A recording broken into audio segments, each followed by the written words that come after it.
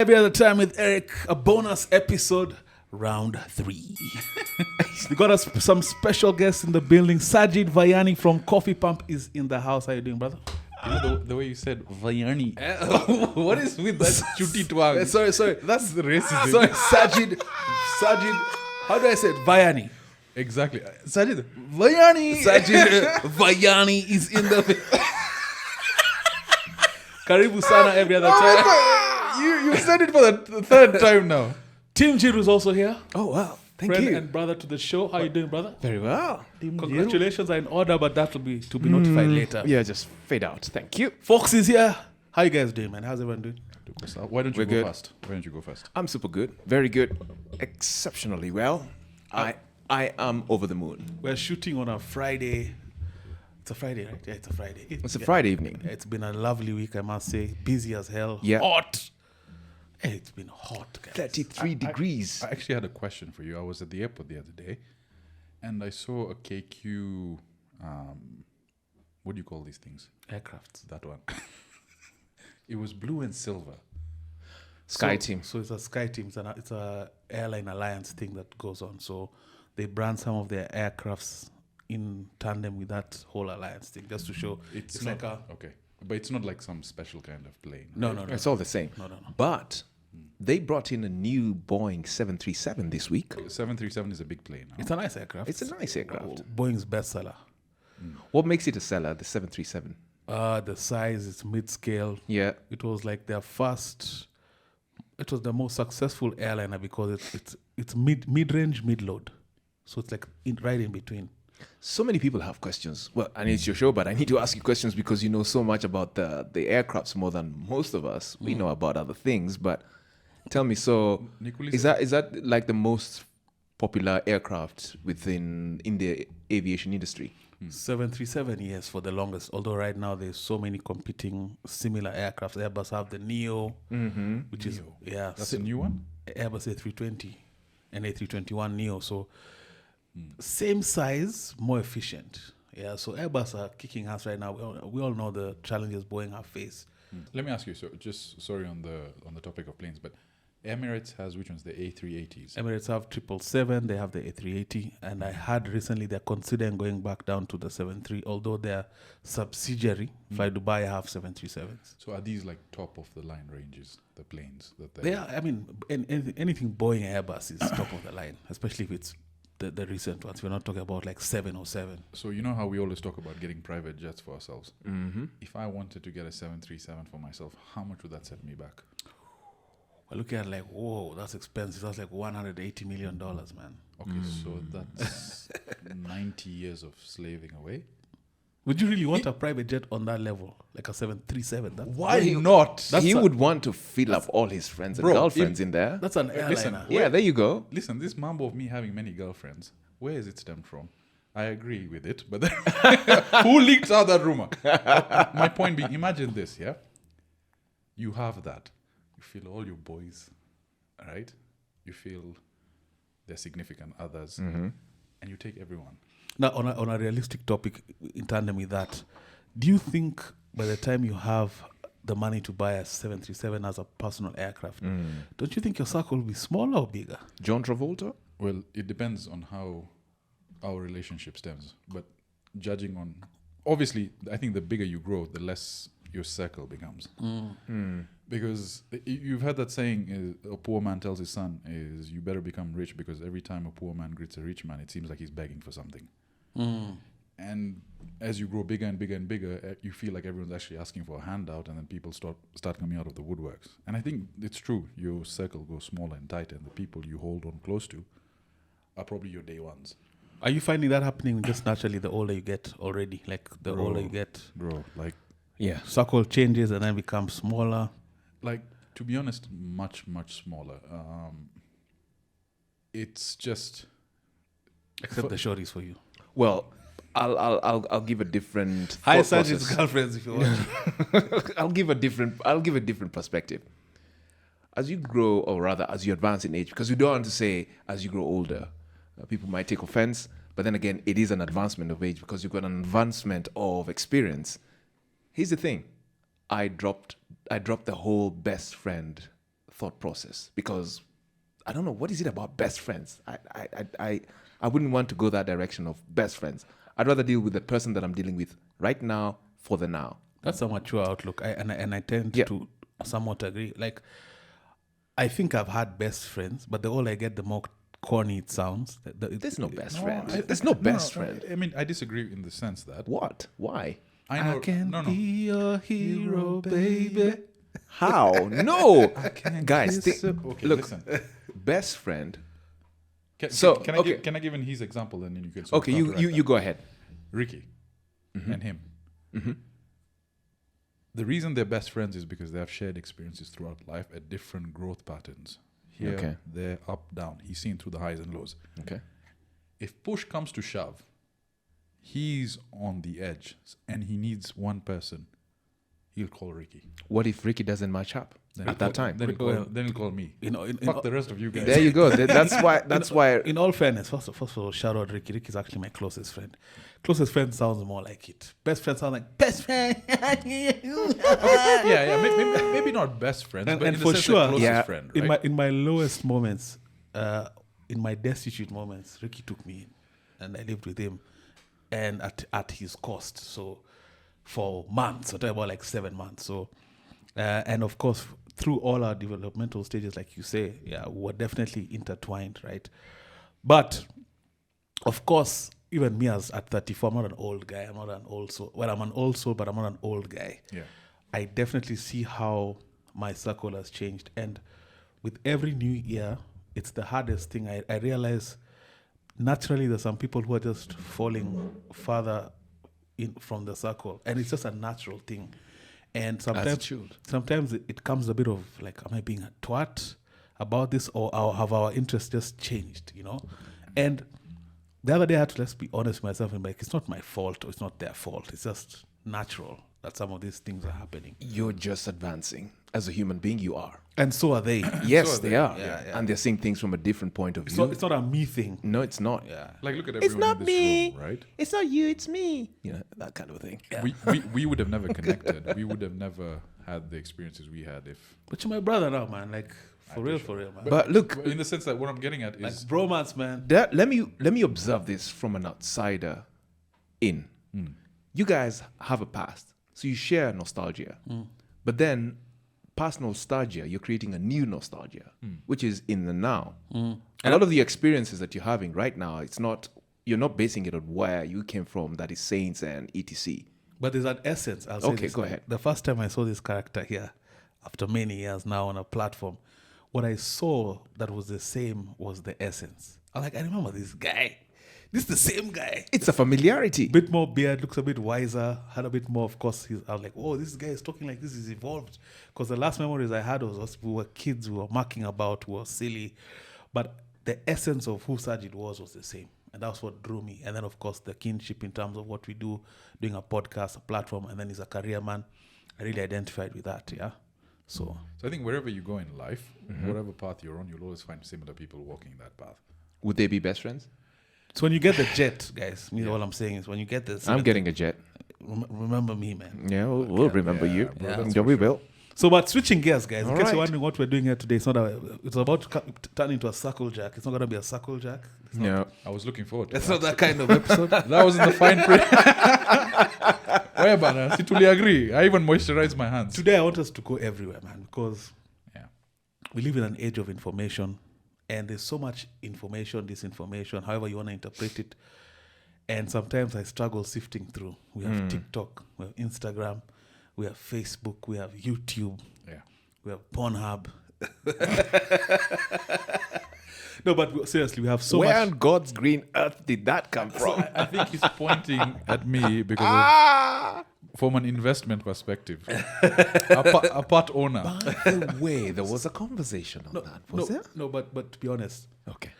I find myself going down such serious rabbit holes, and I've always been a naturally curious person. And I'll take you back to a time where the advent of internet, and internet like home internet, and me just going on an exploration mission. Yeah. And just as guys, or most people are going down like the porn route, me I was just the information route for like Hiya, you mean there's secret societies? Yeah.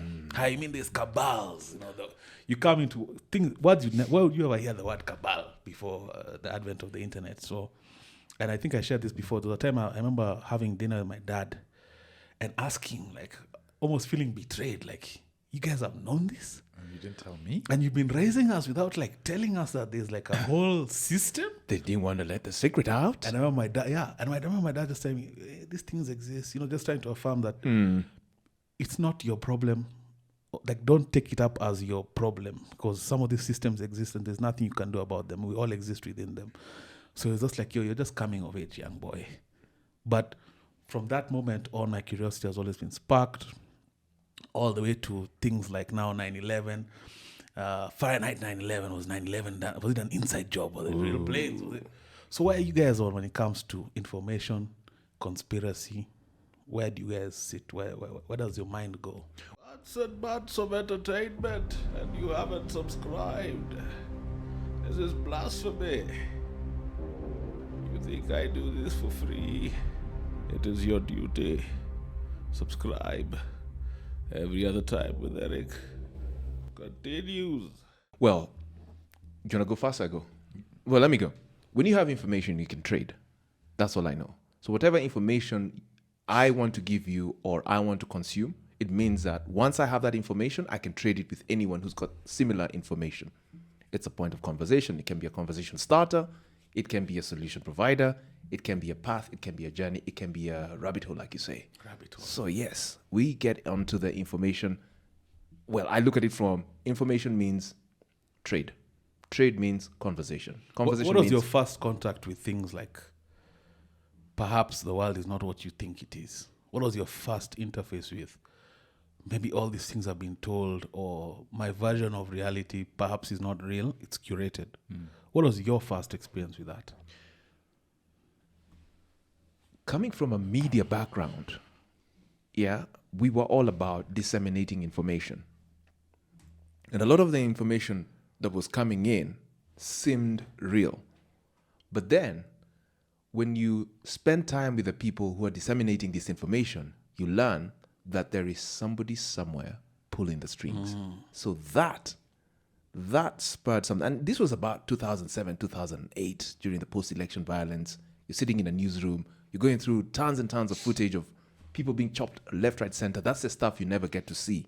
But then there's the stuff which they sit down and they go like, ooh, so these are the Mungiki people, right? Who are they? Of course, they try to throw the information to us, the guys who are sitting down and editing content. But then again, they don't want us to know what they think about what we're about to disseminate. So by the time we're telling the truth and nothing but the truth, they pull the switch. And that's when I realized this stuff is controlled. Every single, and sorry to say this, actually, and you know what? And you know what?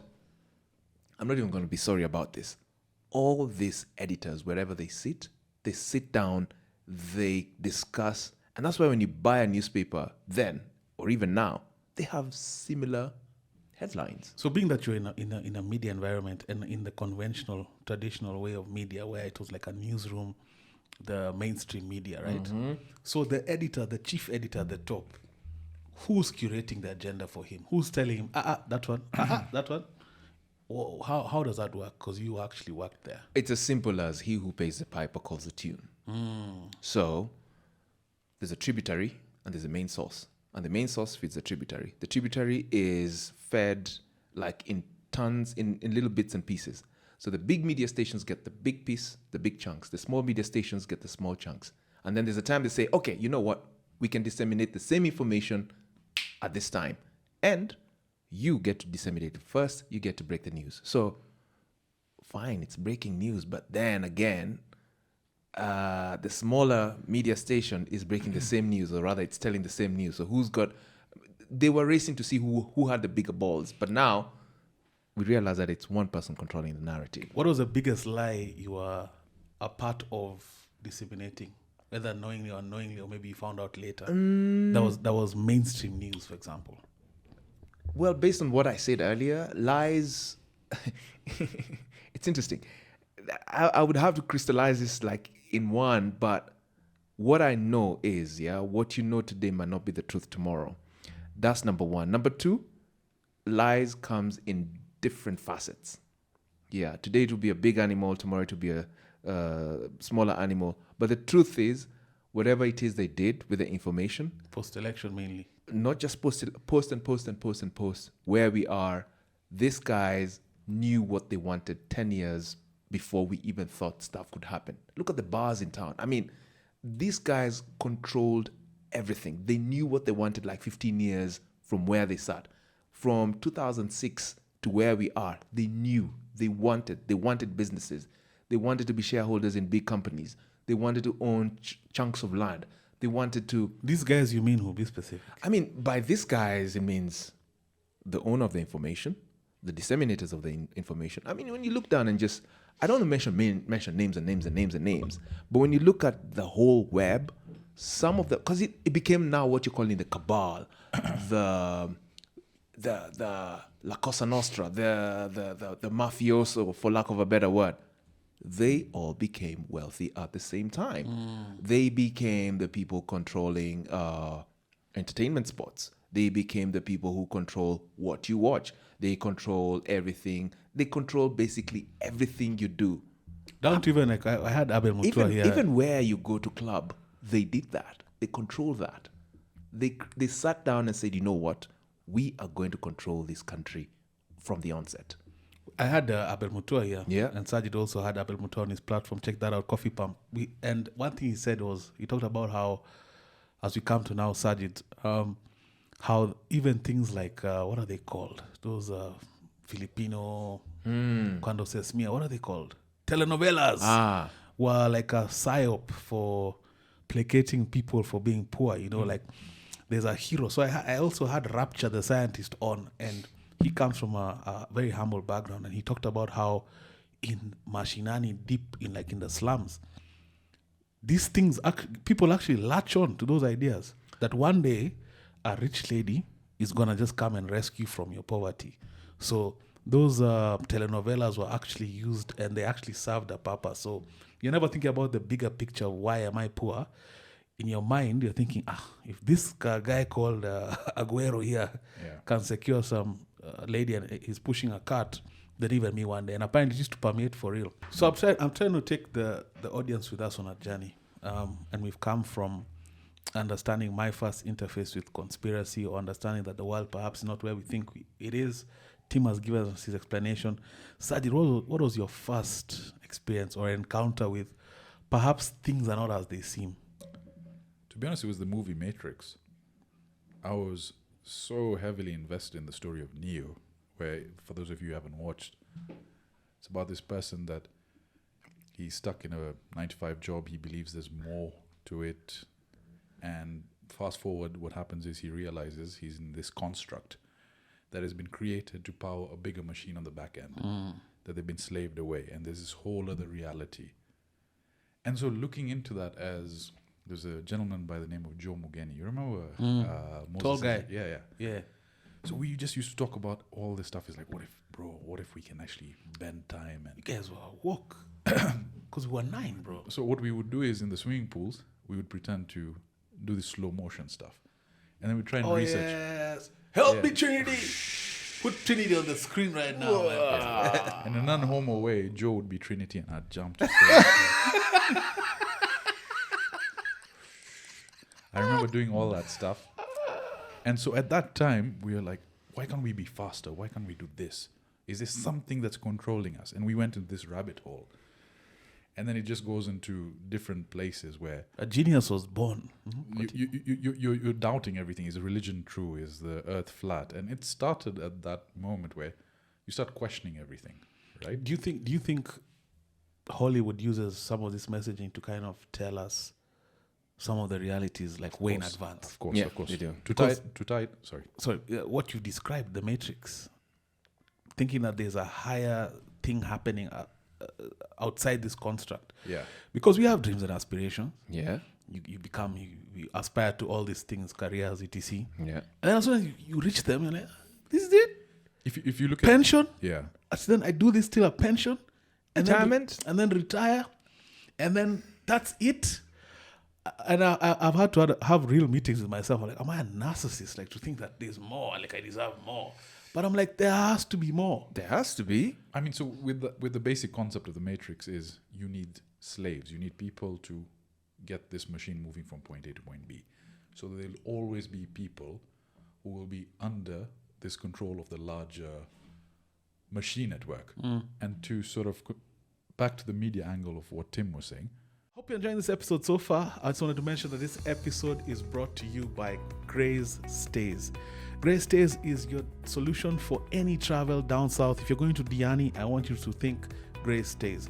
For all your travel solutions in Diani, if you're looking at accommodation, if you're looking at expeditions, different packages, looking for homestay, if you're looking for private chef, they have the best deals, the best packages for you. If you're thinking Diani, I want you to think Grace Stays. We're going to be putting up all their details on the screen right now. This episode is proudly brought to you by Grace Stays. Amazing product, amazing people. Every Other Time with Eric, proudly sponsored by. Back to the episode. Information is power. So back then you control the newspaper, you control what people think, you control what people do, you control how they feel, you control what they buy. But now fast forward to the technological age, social media. Drip feed people about aliens, drip feed people about this product, drip feed people about this politician. The people who control the media control the flow of information. So if you just step back and look at who owns all the major publishing and go to the back end entity, whether it's BlackRock, who's at the back end of BlackRock, you think these guys are just doing it out of their good graces? So eventually, No. what they want to do is they want to control because this machine needs to move. And is the machine just around capital, money? No, it's power. It's power. When you have money, Have you've you got power. ever felt power? Like, for example, you've got a very beautiful car outside, right? And a wife as well. Let's look at yours, for example. And we've had this firsthand. If you're driving a Pro Box and you go to a place, the car will be like, weka huko. Oh my God, I've experienced with my car. First of all, With that car. I've seen what it does. Exactly. Double Like, parking anyway. Double parking. I can't say, bari mkubwa. I thought like, and the guy, he's never saluted in his life. He's like this. He's opening your door. That's just one morsel of power. Now amplify that throughout macroeconomics. Amplify that throughout geopolitics. When you can control and move, it's sort of an addicting thing. But there's a lot more that goes beyond that. and on the power thing, because I'm going to plug my own episode. I had Kasmal here. I know a lot of people were very quick to call him a traitor. Oh, he's a traitor. This, yes, fair enough. Kasmal is who? The gentleman I had, he Who's was Kasmal? one of the leaders of the Gen Z movement. He talked about how his first encounter with the president, and he ended up bowing, and there's a famous picture of him being as he was a leader of the Gen Z movement. One would think that when you're faced with the president, you'd either be very, eye to eye, like we're on opposing sides. But he said the power dynamic just makes you act different. And I'll bring it back now to like things we can understand because we've never met the president. I work in a corporate setting with hierarchy, captains, superior training captains, chief pilot, head of operations. And you hear people say all manner of things about these different people. But then when they're faced with them, it's like, hello, sir, morning, sir. How you How you want me to do 8 sectors? What's wrong with you? And I don't blame them. And that's just in a corporate setting. So power, just to touch on power, because I just wanted to play devil's advocate for that guy because he was very honest about how no one prepares you. You think you're a leader, anti-movement, and the system is so much stronger than you think. So in as much as people are cheering you on one side to go and fight the system, then the system welcomes you on. Like Agreed. And when they welcome you, So what is a system? they can use a stick. What is a system? Sorry to cut you, but what is a system? The system are the people who make decisions. And me, I think there's on the physical level, it's all money. On the physical level. On the physical level, On okay. this realm. Yeah. Sometimes I mull over potentially what now at the highest realms, like he talks about, or that highest level, BlackRock level, Yeah. backroom, boardroom meeting for BlackRock. What do they know? Outside just now the money and the capital, what do they know more about what's really happening here? So that's how I look at it. Okay. There's just so much. Like, ever since we started talking about this, my Instagram reels and I've been sending them to you. You're welcome. Bro, it's just I'm starting to question a lot of stuff. And there was one particular video which I'm trying to find, and we spoke about this. where there's this flat Earth theory. In fact, what we'll do is I'll try and find that map, Fox, and put it up here. That was a great segue. Sorry for taking charge. I think that's what happens when dipshits run podcasts. No, that was a great segue, man. No, I'm just on the third wheel watching you guys. So yeah, go ahead. So this Earth, the way it's placed is, it says there's a flat Earth, but our Earth is actually shaped this way. It's sort of circular. And Put a flat out on the screen, folks. I'll show you that image. And then around that flat Earth, there's an ice wall. And then beyond that, there are different islands or countries or continents. And some of them have been identified as reptilian. Some of them, the Kong Skull Islands and something similar. Yes. And then the Anunnaki and several tribes. And we'll paste that up here. Apparently, this guy went on the deep web over COVID and streamed him going over that ice wall into lands unknown. And he had a video. He recorded everything. Trees and places where it was like a completely different dimension. And this was live streamed. That video was pulled down. No one can find it, but people are actually saying we saw this video. So what do you rate? What do you rate they're hiding from us? Because what do you think that information would do to us in terms of if we knew what's really going on? Would it mass hysteria or what? Yeah, of course. Imagine. It throws religion off, right? It throws the high regard that you have for these people. It throws off what we see them as. It throws a lot. It gives us power. Well, now let's. It does. I like that. It gives us power. Let's put a realistic example. I like what you're saying. Yeah. Let's say tomorrow we find out all religion is fake, and this other thing has been happening. What does that do for you that day? Like, what changes about your life that day? What are you doing that you were not doing before? To be honest, personally, okay, go ahead. No, you go for it. I've been going first. No, it's okay. So, to be honest, not much changes because I sort of live by simple tenets where there's good, there's bad, and you sort of try and operate in the middle, right? There are things you do good, there are things you do bad. I don't do things for the end result, hoping to go to heaven or hell. That's not yet where I've approached. But it starts making me question a lot of things where if these guys can hide something so fundamental from us, what else are they hiding? Yeah. The COVID vaccine, was it used to curb down half the population because we're reaching a place where resources are very scarce? Are they reptilians? Is there dimensions that exist? Are we sort of meant to be cannon fodder for a higher civilization as people put out? There's so many questions that come left up. And maybe all these civilizations had people that were controlling and could split water, and it ties to biblical and Islamic tenets. And people may watch this and say, this is blasphemy, this is this. But sometimes you question it. It makes you wonder if they're controlling such a monumental aspect where they want to keep us herded like sheep, going towards a certain direction and trajectory to move this machine forward. What is the fucking machine at the back end? What is it controlling? What is it information? Is there a galactic war happening? And that I think that's the most fundamental question. That's the one that keeps me up, because what is it that these guys know that we don't know? Well, to add on what Sajid has said, I would say the here and now for me would not change.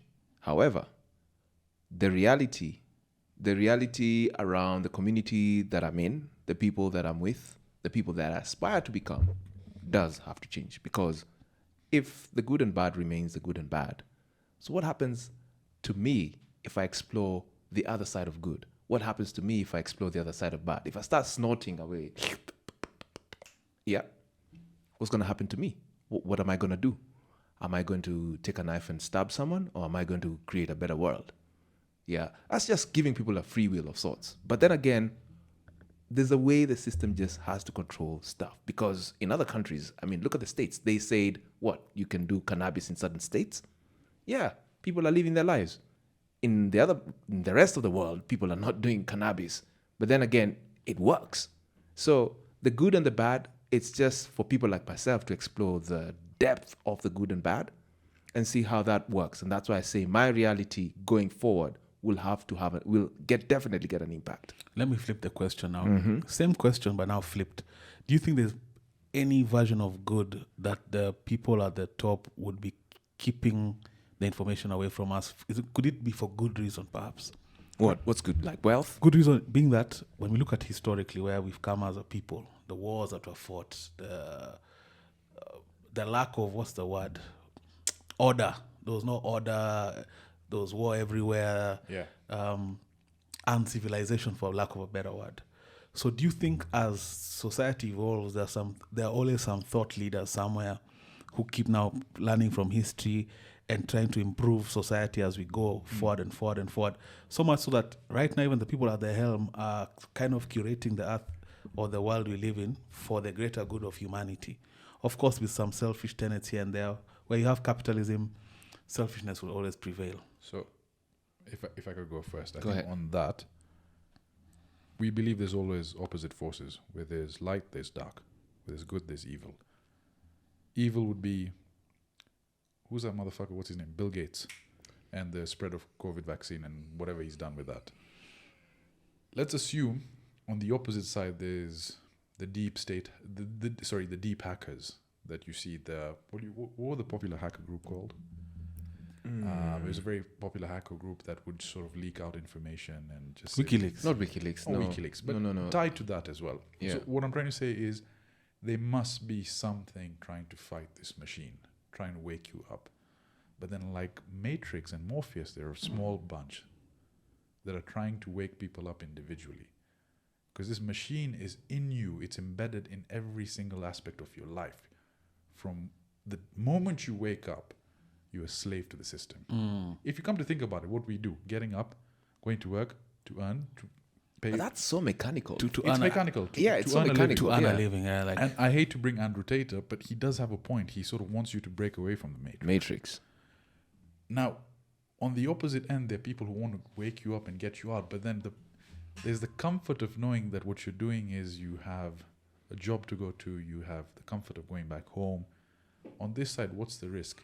If you get woken up from this dream, there's something of the unknown. And that's what humanity fears, is the unknown. We don't want to explore that. We want comfort. We want familiar feelings. That's the challenging side of there. But I do believe there is a small segment that is getting much more traction, especially since we're all interconnected now. I think with the advent of social media, AI, and all these tools where...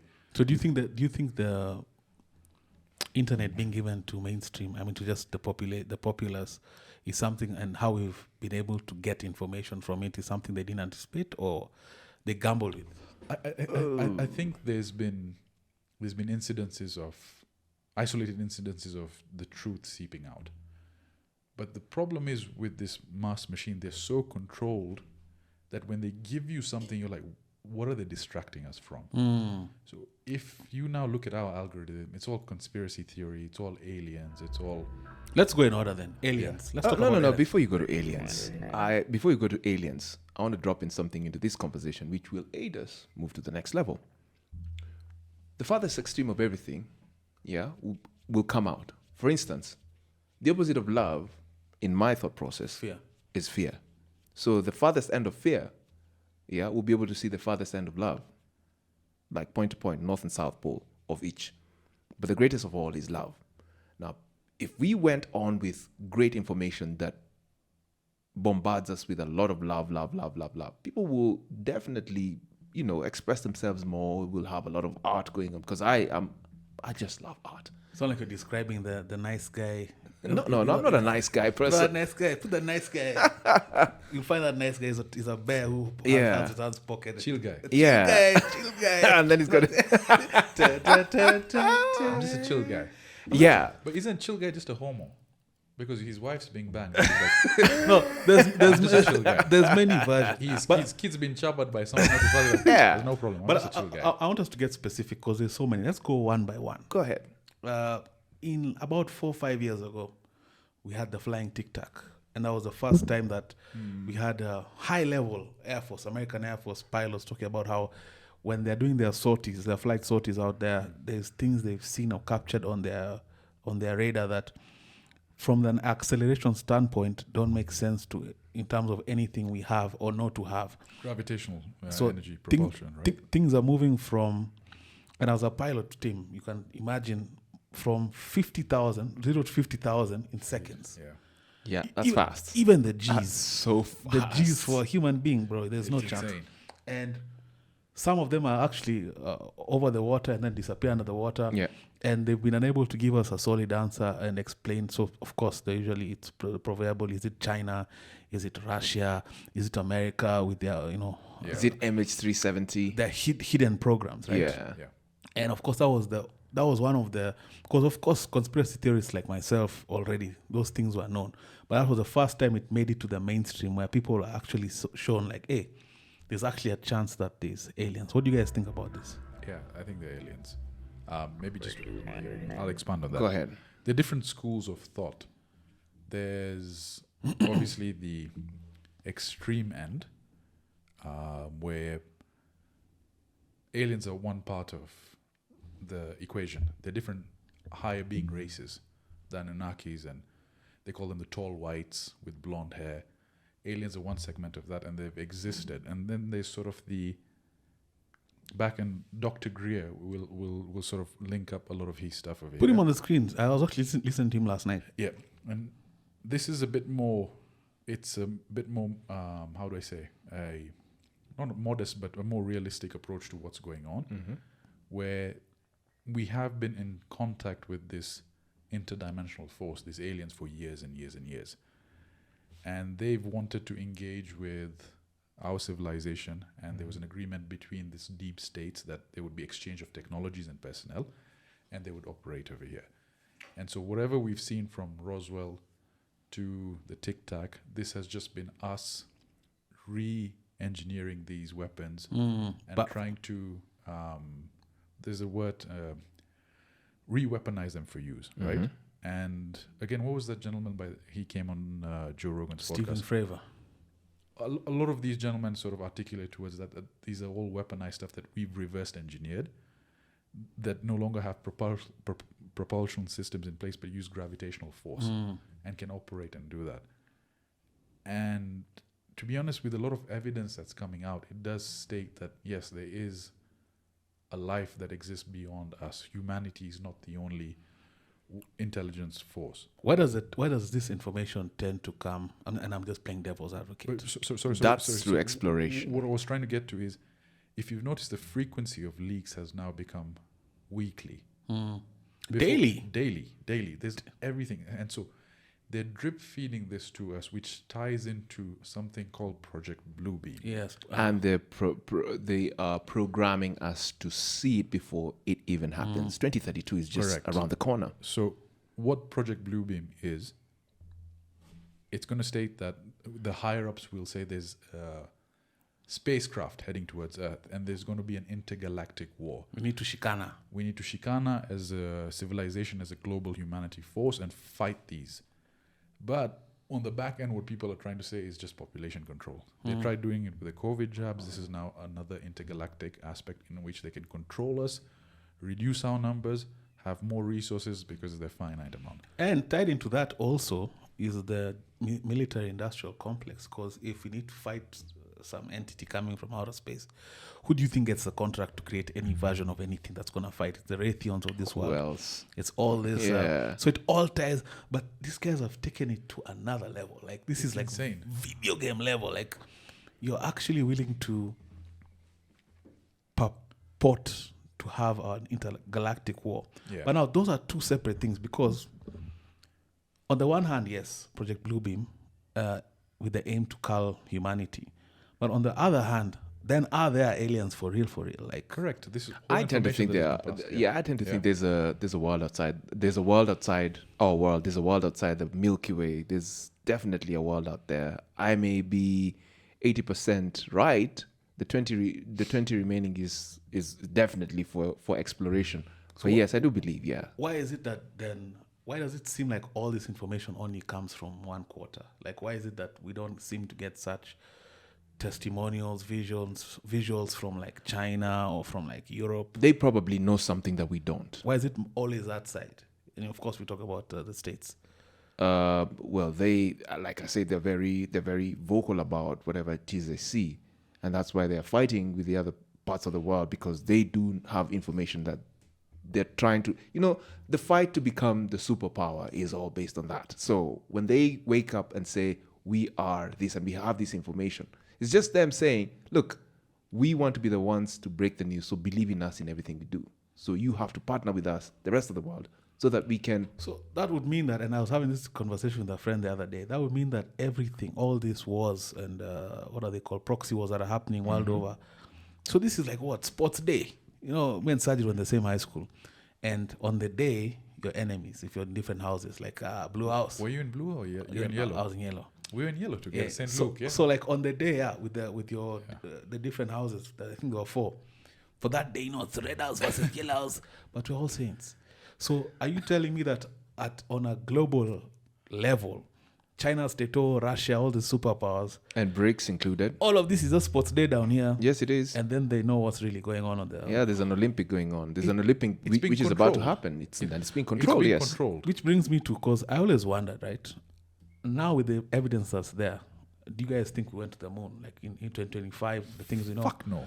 And now, an interesting... Are those Don't guys still say- in the moon? Don't say yes. no, an interesting... No, where are they? Are they stuck in some rooms? No, an interesting twist around that is, so it would mean if and the evidence is overwhelming because the radiation belt, how did they pass? NASA is always like, we destroyed we don't know how to go anymore. SpaceX is sim- about simple to thing, sort these guys out. But let me ask, how? So the obvious screaming question is, this was a space race, right? Mm-hmm. So if me and Sajid are racing somewhere, and then he fakes it, and then for me to kubali that he's faked it, it means we had a backroom like agreement. So these guys, Russia and them, are like, okay, sir, we'll give you that one because we know the real story. We'll let you guys look like you won the race. Where does that play into the fact that then if they didn't go, why is it that why didn't Russia call them out? No, but didn't Russians also fake something as well? With the cosmonaut. I think they also had. So it's China? They had entities that they had people that went there. I don't want to be quoted, but it all boils down to. I think at the granular level, it's all a race. It's a race between different countries to be the number one, the first. superpower. Yeah. To be in a position where we have the best weapons, we have the best intellect, we have the best information and best resources, and so on and so forth. With the moon landing in particular, I think it was just a race, and America sort of needed to get ahead. There's compelling evidence. Again, there's video. I'm not sure if you've seen the video. Oh my God. It's just The buggy or which one? the buggy, the ladder falling from the roof, the wires. There's a ton of stuff. Hope you're enjoying this episode so far. I just wanted to mention that this episode is brought to you by Gray's Stays. Gray's Stays is your solution for any travel down south. If you're going to Diani, I want you to think Gray's Stays. For all your travel solutions in Diani, if you're looking at accommodation, if you're looking at expeditions, different packages, looking for homestay, if you're looking for private chef, they have the best deals, the best packages for you. If you're thinking Diani, I want you to think Grey Stays. We're going to be putting up all the details on the screen right now. This episode is proudly brought to you by Grey Stays. Amazing products, amazing people. Every other time with Eric, proudly sponsored by. Back to the episode. In fact, we'll try and post So the some video. We'll but put yeah. the videos. Put the video out. But how did they get the likes of the president then? I don't know who it was to concede. What is that backroom conversation where this guy was killed? Wait, just take out of the moon. And this other guy, whoever was president of Russia then, or the Soviet Union then, what backroom agreement is that? Okay, guys, cool movie. You guys win. Like, what is that then? You see, the thing is, America first. America first, exactly. It solidifies you as a power, right? No, but how do they agree? Like, how does... Bro, if we're running a country and we want to rig elections, we have a backroom agreement with the guys who are basically providing the electoral And that gives us systems. power.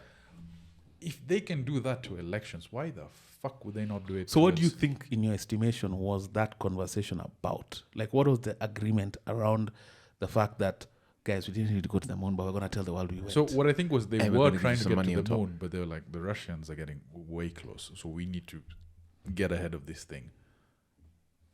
Fake it till you make it. But the thing is, once they showed that they were going to the moon, mind you, this is 1963. These guys were streaming it live on TV. 69. Whatever.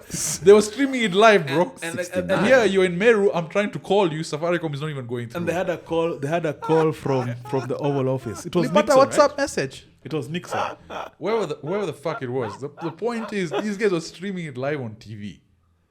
Yeah, one great step. Wasn't for it recorded or something? One When it step was for live? humanity, one step for mankind. And we made it to the moon. And why did they always talk like that? Wait. Because that was the style of recording. That was the style of reporting. You go to Masai Mara, there's no fiber. You have problems with the internet. These guys pick up the moon when we're live streaming. But you guys are not getting my question. What is the question? My How question was this agreed at the back? between America and say Russia. They didn't Competition agree. for I don't resources. think- So you think at the helm of the Russian elitistry, they believed wholeheartedly, yeah, the Americans look like they've made it to moon. They're talking from Oval Office all the way there. You don't think at that high level they're like, these guys are faked it, but they faked it better. let's just meet somewhere and agree. To be honest, Okay, you go there first. was probably information within the higher ups that this was faked. But then they sort of, if, for example, let's just say this. The two of us are in a race, all right? We have to get from point A to point B. C. I make it way before you. If you start complaining and say he cheated, you look like a sour loser, especially when I'm getting all the praise from all the countries. You're doing your research on the back end, you're trying to figure it out 2 weeks later. You just come up as a sore loser, especially when there's the Cold War effort happening. If you say America faked it, you sort of, What if I have a picture that you took, that selfie, I have evidence that you took that selfie at the finish line last week, but one. they would have put it out. I think at that time they were generally at Now loggerheads. that the information is there, the world wouldn't have gotten to know that there was a selfie that was taken 2-3 weeks before. So is there They consensus? controlled the information. Is there consensus that we didn't go to the moon? So I believe so. yeah, so we believe so. But one of the biggest questions for us is, if they actually went to the moon, why didn't we go back? Although there were several, So many decades later, yes. there were several lunar, there was quite a few Apollo missions, and some successful. They threw a fucking robot. They never threw a guy there, No, there were Did they create a there are robot? a few guys. Okay, guys even became like rock stars. bro. was- Weren't all of those fake? Now that if one was fake, all were fake.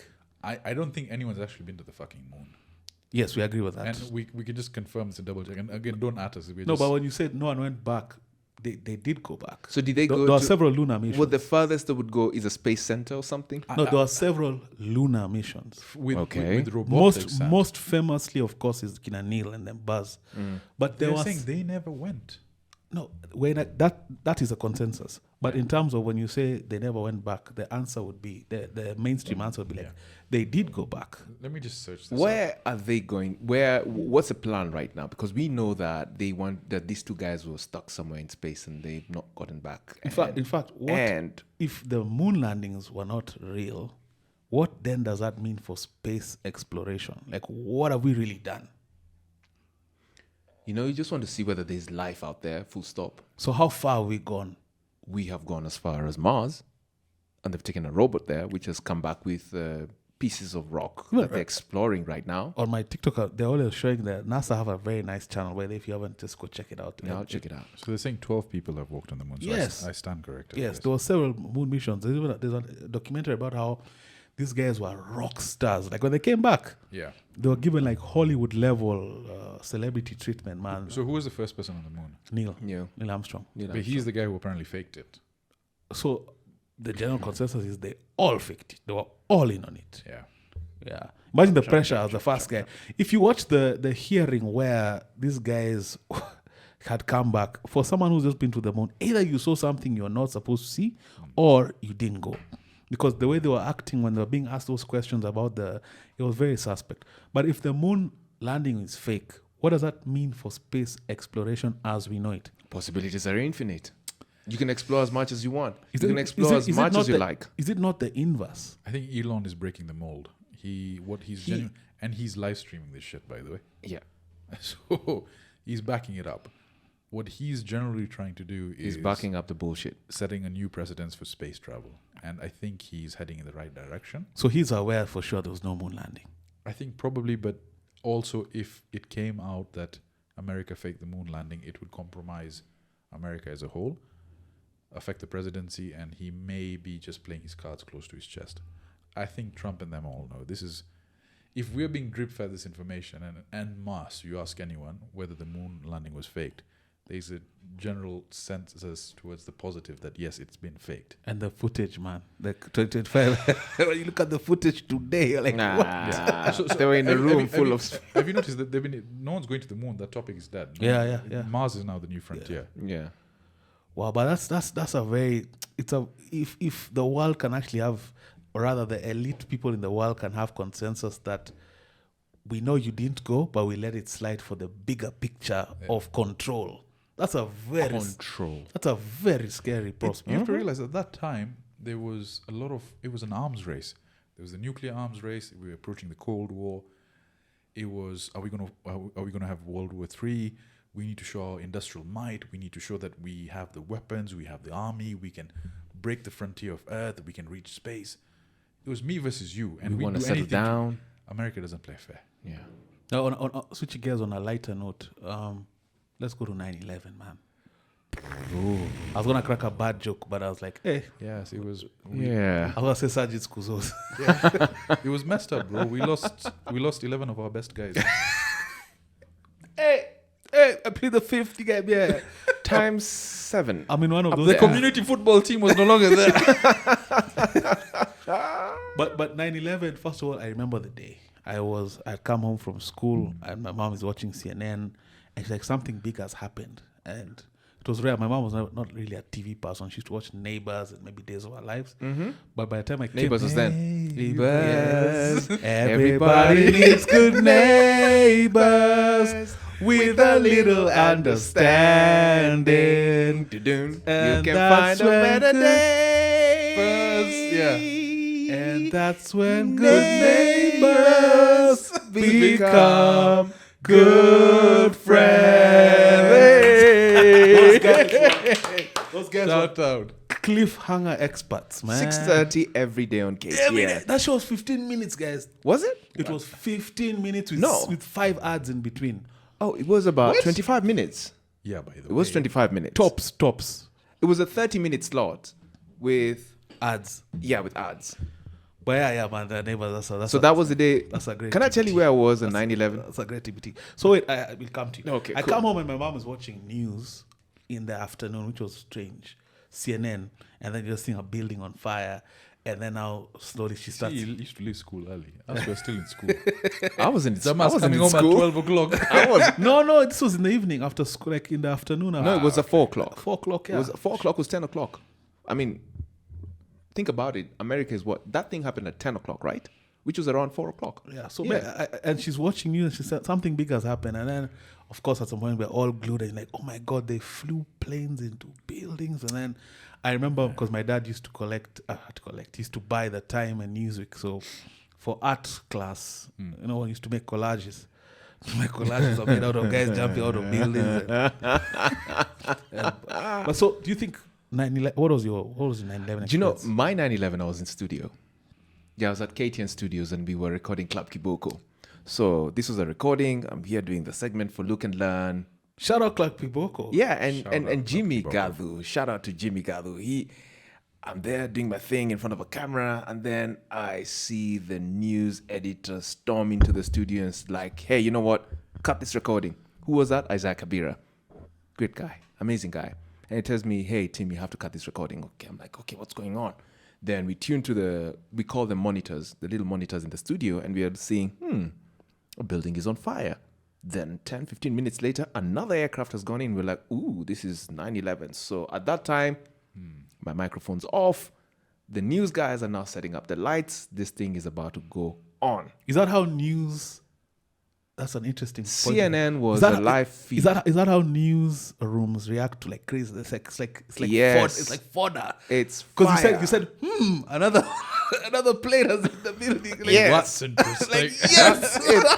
Yeah. So First of all, RIP to the everyone. amount of papers will sell, man.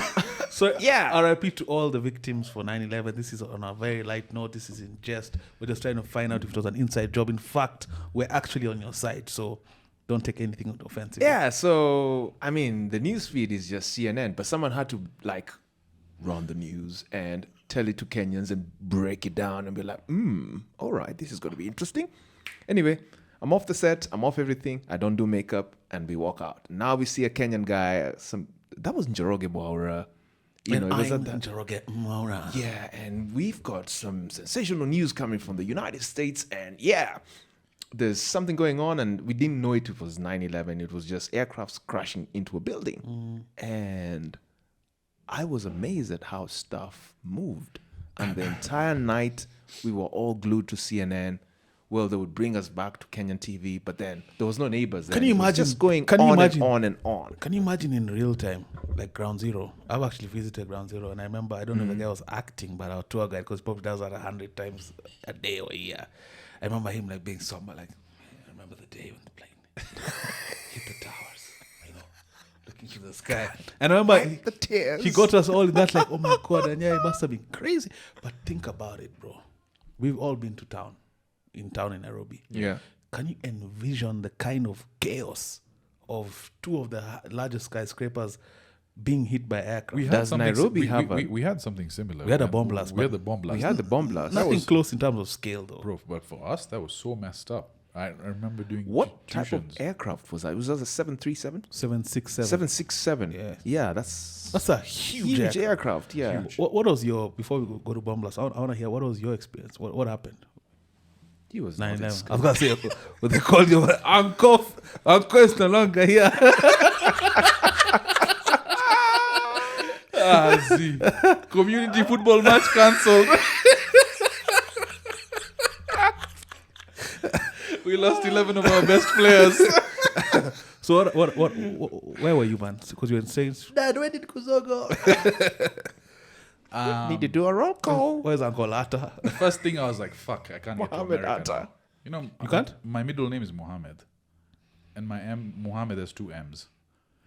So after that shit happened. Did you, but on a serious Where were note, you on that On a, day? on a serious note, so did you guys face, did you actually face, have you interfaced with any of that discrimination that came with? So I've never personally faced it. But maybe like when it came to the American visa, obviously you've been rejected, no reasons given. You want to travel anywhere, questions are asked, what's your background? It's a random search. So if you say Sajid Vayani, it sounds Indian, but you put the Muhammad in the middle, that's very Arab. Sounds plain, landing-ish. So I think after that period, there must have been people, especially those who travel quite frequently, who did experience it a lot. And then people that wear scarves, my mom wears scarves, ladies in general. I think the whole look towards Islam as a religion was flipped. Yeah. These are extremists, these are all terrorists, and people experienced it. And quite the media really tried to push that. They did. Have you noticed whenever terrorism is being said, it's being associated with Islam? They never That's true. they never say any other religion. But That- you that's remember, media. even at the That's same, media. And in the even, same, even on a funny note, when you think Club of Kiboko guys. no, but during 9/11, there was another form of terrorism happening in the United States. Who remembers Timothy McVeigh?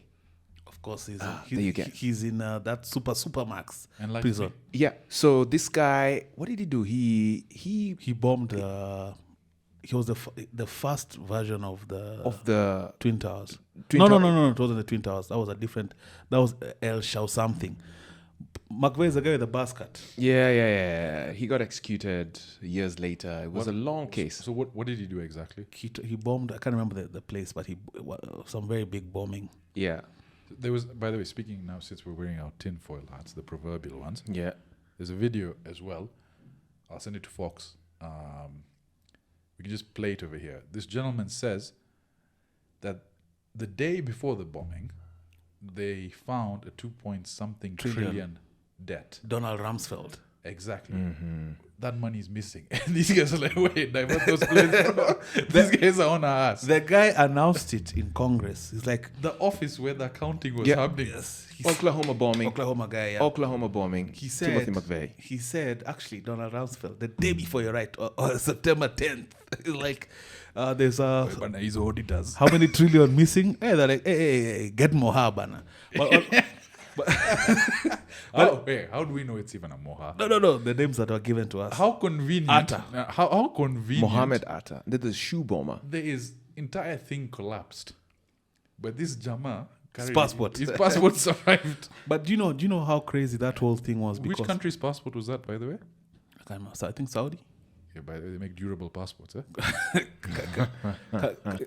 that thing was serious. Let me tell you why. Because my dad used to buy the Newsweek and Times, which is Western media, and for me that was my internet before the internet. So I used to love reading those things, and I'll sky it from top to bottom. No wonder your language is so good, so polished. And I can remember the chronology of the Twin Towers being hit and then the build up to the war, until I, as a 12, 13-year-old, was invested in That story. America attacking Afghanistan. I remember the build up and how they sold it. They would romanticize how cool the soldiers and the weapons and the tact and how they're going to go about it. And that thing, if I was 12, a random Kenyan guy who's 12, you can imagine how the kind of influence it had. And when you hear now guys who are older, some of them doing podcasts, Sean Ryan, and they tell you that their life out of patriotism changed that day. A lot of guys who maybe wanted to be a lawyer, banker, hey, I'm going to war, I'm going to go fight for my country. Yeah.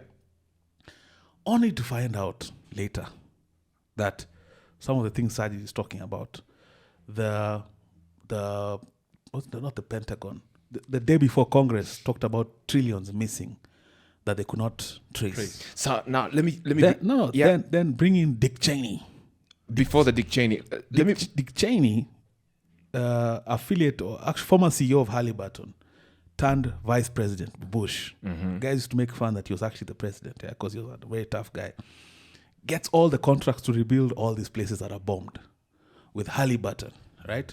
So in retrospect, all these things were engineered. Fucking blaming but my even cousins over before here. the engineering, Go. Do you remember the crisis in the Gulf back in 1995, where they now went for the Middle East and get the all the oil? That's where everything started, and even before. And so, But here's the thing: it was based on multiple touch points. So to add on to what Eric was saying, terrorism. These guys in Iraq, they've got nuclear weapons. They've got this. they've got oil. They've got weapons of mass destruction. Did they find anything? No, they were just going for the oil. How many people died? Oh, it's ridiculous. And then who got the blame? Our community members. It's ridiculous. But you had the wealth. The Middle Eastern people had the wealth, and they You had know to go how for hard the. it was to gather 11 Muslims in one place at one time. After that shit. No, but on a very serious note, and this comes back all the way to where we are in Kenya. Thanks for the Coke Zero, by the way. Most welcome, brother. You see what happens when you have friends. It comes back all the way to Kenya How? in terms of what leaders, how calculated, what Tim was saying earlier, how calculated these guys are. By the time they were fronting Dick Cheney to be the vice president, it means the plan was already in play. Correct. 10 years before that. So you can imagine how their notion on life, human life. So these guys were just collateral. Whether or not this plane was flown into the Twin Towers by a Saudi, that's irrelevant. Where are we? Well, there were Saudi. You saw when you said Saudi. Umeona? We're Saudis. You see, I'm still catching stray bullets all these years later. Pew, pew, pew. No, but it's crazy to think that the war machine, and that's the military-industrial complex, because think about all the interests. Halliburton was just, you guys go bomb, us will rebuild. That's the contract. That's what Dick Cheney wanted. Now, Raytheon and them, Lockheed, all these guys, for them it was an excuse to create more weaponry for the government to buy. We go bomb. Keep in mind, they also had their own oil, which they never explored. They never explored. It's just now that they want to explore. And they've got a lot. More than what they've got a lot of oil. I think they have the highest reserves now. It's been confirmed. But here's the thing. All this happened in front of us. All this time, we've let it seep in. If they can kill millions of people For their own interests. And they fake a terrorist threat, they're like, okay, now folks are none the wiser. Let's do this terrorist threat. But then fast forward, we all have an idea that 9/11 is fake, and you keep seeing it on the comments. What can we now make them believe in order to get our agendas? Put it in the comments, by the way, whether you confirm or We don't deny. have diamonds in Africa. If you think all 9/11 we can is real or fake. Bro, if they find out we have aliens over here, Sijui, in Meru.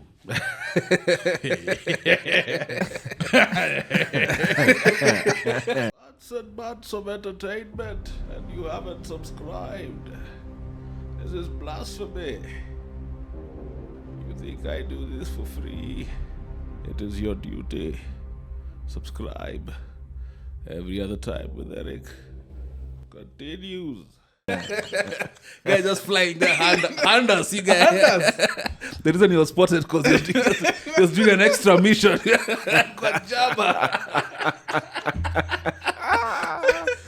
No, but so consensus is, so we move, moon landing is fake. Yes. 9/11. Was definitely some form of inside job. But what extent of inside job? Like, do you think it's actual terrorists through like a calculated brainwashing thing where you guys will actually fly and us guys will look the other way as you guys are doing all these things? Because there's that narrative. That's a reset button. That Also, the security agents actually let it happen. They saw what was, they knew the build up to, they're like, this is gonna be the perfect excuse for us to do our thing on the other side. Or everything was staged. Which is it? so it's a bit of both. It's a bit of everything, and mostly heavily on the staged part. Because when you fast forward, the same thought process, I'd say the same about it was all staged. Let me ask you, this Osama's body, they never showed it, right? They said they didn't want it to become a sanctuary. Bro, this is America. They'll In say- the Wild West, they hang out the people they've killed just to show. They hang. This they is hang- America. But come to think of it, they hung Saddam, bro. Exactly. Do you realize they hung that They guy hung that guy. on CNN? And Muammar So Gaddafi. why would they showed hide?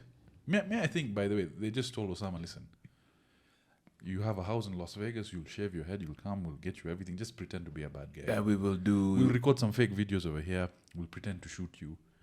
Like, Their excuse was that they threw him in the ocean because they didn't want to sanctuarize anywhere that he would be killed, because there's so many people who have homage to pay to Osama bin Laden. but is there, like, maybe we can do a bit more research, but there's no evidence of him being shot and his body being showed at least. They've got snippets of pictures, but not moving pictures. All we have is that guy from SEAL Team 6 who took the last shot, and he became somewhat of a celebrity. He said he confirms that he shot the guy. That's all we have. Okay, you never know, but the thing is, I possibly believe that it was orchestrated. Even the planes going into the building. I love it. Tinfoil, man. Wear it. No, Uh-huh. What I'm trying to say, did it actually happen? Because there's another side of that coin where they say those videos have been manipulated with graphic engines, and so what was drip fed to the media, because no one actually saw the plane flying. It was all through the media purporting through what they received that we saw this recording and the plane landed. And there's a guy that shows the wing sort of going through it and disappearing. If you really render it and you... I've seen In the advent of AI, you'll be able to do that. And then, so maybe just to finalize, and that it was a controlled explosion. Because some of... Oh, yeah. When a plane hits, Yes, you don't get... So when an All explosion that happens, you get fuel. force blowing out. So you had force blowing from the inside of the building outwards. So as though it was a controlled detonation, and the building collapses like this, and not shaking either way, even though the Yeah. force sort of... And it's like a controlled demolition to... Like how they bring down buildings, Buildings, so there are yeah. no other buildings. That's what happened. And eyewitness How many testimony. stories? Eyewitness testimony. They all say we had like it was blowing up like floor by floor after the building struck. The one that was fake for sure, where they can't even lie, was the Pentagon one. Come on, man. Yeah, where was the plane there? Where was the plane? Those guys threw. they created like a hole, like where the engines, as they're claiming a 757, hit that side. Huge That's ass like aircraft. versus Okay, the just- damage that was there. Like, come So on. just for my understanding, how many people can be put on a 757? It's about 40 plus. 40? Even more. I'd say like 180. So 757, 180 people. 76. So that's bigger than the KQ planes. Well, that's the size of This the is KQ more or planes. less the same. It's more or less the same. Like they're not so far 40, different in terms 60. of plus minus 50. But those are massive engineering feats. If you stand in front of them, they're huge things. If that thing lands on a building, it will clearly do a lot of damage. The parts will remain. The pictures of the place, the site where the aircraft hit, like Sajid Looks said, like a dot. like where, bro? Where are the engines? Where's the plane? Like, come on, Where's the tail? come So on. if they're lying to us about this, why the fuck would they tell us the truth about anything else? So how Aliens exist, Bana. why are we so stuck in the loop of letting it slide? Are we just so far down? It's changing now. Someone's- No, it's changing. It's changing, yes. Because look at us, 3 woke bastards sitting over here. There are multiple people online. Everyone's so tired of this bullshit narrative that's been drip fed. By the way, for example, maybe it's a bit sensitive talking about it here, so we'll skip over it because the last time I did it on the Kibe podcast, That's why when Tim brought it up, I was like, I had to do a fucking exam, so we'll just mull over that. But if they lied about that aspect, this whole medical notion, to control people, to curb things, there's so much we don't know. And it pisses me off that sometimes do we really want, why don't we know? Maybe do we want to find out more, Eric? I am and against my better judgment, I'm just a curious guy, and I can't help it, man. I've gone through the whole thing for am I being narcissistic? When you think you're special, when you need to know why everyone else is going about their life, when you ever need nani. But at the same time, I've managed to compartmentalize. Like, okay, there's the normal life where I go to work and do this thing, but now That's where you question yourself. now I found crazy guys like me. I think as technology has evolved, as people have been educated, but educated outside of the doctrine that's been set for us, and the internet has exposed people to different trains of thoughts, a lot of people are waking up from the matrix. I think Bitcoin is something that we were given to awaken from the matrix. Because if you look at traditional currencies, right? AI is also another form of a Bitcoin. We can argue on that because, and we'll talk about AI. Yeah. I have some thoughts on that. But let's look at Bitcoin. Bitcoin seems like a lifeline that was given to people because the amount of money you can make through this machine that's predominantly monitored by everyone. So just maybe to preface for those who don't understand the concept of Bitcoin, it's a virtual currency. Yeah. Any country can print notes and print money and devalue their currency. and lend it even at And lend interest. it even, exactly. So eventually that bubble busts. But with Bitcoin, there's only about 21 million Bitcoin, and there'll only ever be 21 million Bitcoin. But if us 3 are fighting over it, let's say I have 7 million, you have 7 million, you have 7 million. That's its worth, 7 million each to us. Yeah. As 100 people start fighting over it, that 21 million, the bidding rate goes higher and the value increases. And the founders, I think they sort of gave it to us as a way to break away. Because you can buy a meme coin or a crypto coin at, in fact, this was something I was showing you on my list, at $100. And then within a week, it goes 100,000% up. You're rewarded with A drop. literally, you can be a millionaire overnight. And I think these anti-establishment systems like Bitcoin have been introduced in order to get us to awaken and lose control from the government, because crypto is not controlled by any government No, entity. it's not. You have to It's mine controlled by the people. Yeah. And it's something that no one wants. But now obviously there's the other side of the thought is that maybe this is also something that's been controlled, released by the government in order to rug pull us out eventually. It's like I look at it from a reset button. Simple. Reset. Because Chinese have got their currency. Americans want to control with their dollars. Chinese can get all the dollars in the world, bring it to Africa, colonize Africa. Africa starts looking at the East. They forget about the West. And then, we've got more control. Because at the end of the day, it's just control over control. So whoever created Bitcoin is like, hold on, everyone. It's actually, I tend to think that the person who created Bitcoin was a referee in this whole ball game. It's like, what the fuck are you guys doing with all this dollar, yuan, Chinese, whatever currency? Who's got the power? Let me show you who's got the power. Let's create a Bitcoin. so that's a good guy or a bad guy? It's not about a good guy or the A bad pro guy. people or a I am the guy who you now need to look at me. It's not about good or bad. You do your good and bad, you'll have to look at me. Who's the founder of Twitter, by the way? Jack Dorsey? Jack Dorsey. They're saying that he's actually Satoshi in the back end who formulated the first crypto, because there's a whole thread about when the first coin was released ties to his mother's birthday. Second time it went out tied to his father's birthday. And he was around. My friend actually flew him there. Yeah. He's in fact he frequents Kenya quite a lot. But He's got a school he supports here and a lot of back-end stuff. I like the stuff we've touched on, but now I want to touch on the heaviest of them all, because this one's one that where people get sensitive, because we've talked about we're talking about things like the moon, aliens. We've talked about 9/11. We've talked about currency.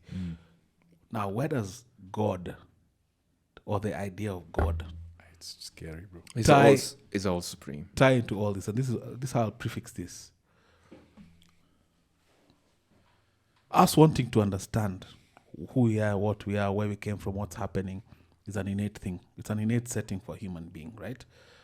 And I feel based on how the system is set up, it's the most susceptible thing to manipulation. Correct. So we have different religions. Mm-hmm. That yearning has been interpreted, and people have created different doctrine for us to understand what is going on. There's Islam, there's Christianity, there's Buddhism, there's Hinduism, there's what do you call these guys? The Scientology, there's Mormons, there's splinter groups of Christianity, splinter groups of Islam. Yeah. So based on that, and based on all these questions we have, is religion and those conduits just a tool to placate us so that we can just, there's God, we're going to heaven, forget about everything else. Just go about your rigors, go through life, tafadhali. Don't ask too much. Adam and Eve, revelation. You've just answered yourself. Religion is just a control. So Spirituality is not. So I'll use the analogy. It was the day we had a thought experiment with Tim here and my wife and a couple of those, I think one more person. I feel this, let's say this is Christianity, right? This is a Christian. This, let's use this as your whole outlook on the world, right? Mm-hmm. This keeps you, if you subscribe to this wholeheartedly, you'll not question anything else, and you'll be able to go through your life. And it almost has a net positive. You know? Come to earth. You cast your burdens to something you don't really understand, but you're free of your burdens. You don't walk around feeling like if I'm going through a hard time, I just pray, I'm good. Adam and Eve was the origin, revelation is the end. And if I'm the one controlling the bigger picture, let's look at the table as a bigger picture. Okay. Having guys on this this is Christianity, this is Islam, this is Buddhism, but they're all believing and they're not questioning what is this, right? If you think outside the containers, then you have spirituality. Mm-hmm. And spirituality, I don't want to say that they share the same beliefs, but spirituality has that supreme being or supremacy that you subscribe to. Yeah. And it comes as a result. It comes, let's not use the word manifest, but it comes knowing very well that there's a belief system. Now, Christianity, Buddhism, Muslim, Islam, whatever you want to call it, is just tied to a container. It's tied to how they want you to think, believe, control. But if you're outside in the bigger picture, you'll be able to see, Pana, this is bullshit being propelled over here. Come on. No. So you start questioning, but that they have written laws, principles, literature to control, to curb, to cut, to do anything outside of what spirituality is. So I think this is safe for even the controllers or whatever is happening. Yeah. It's safe to have people in these versions because they don't question. You won't so much question your oppressor. The principles like it's easier for a camel to enter the eye of a needle than a rich man to go to heaven. You'll find people justifying their poverty, knowing that on the flip side, when I die, I'm going to heaven. These guys who are doing okay, then they're going to hell. So there's such things that allow this to be governed.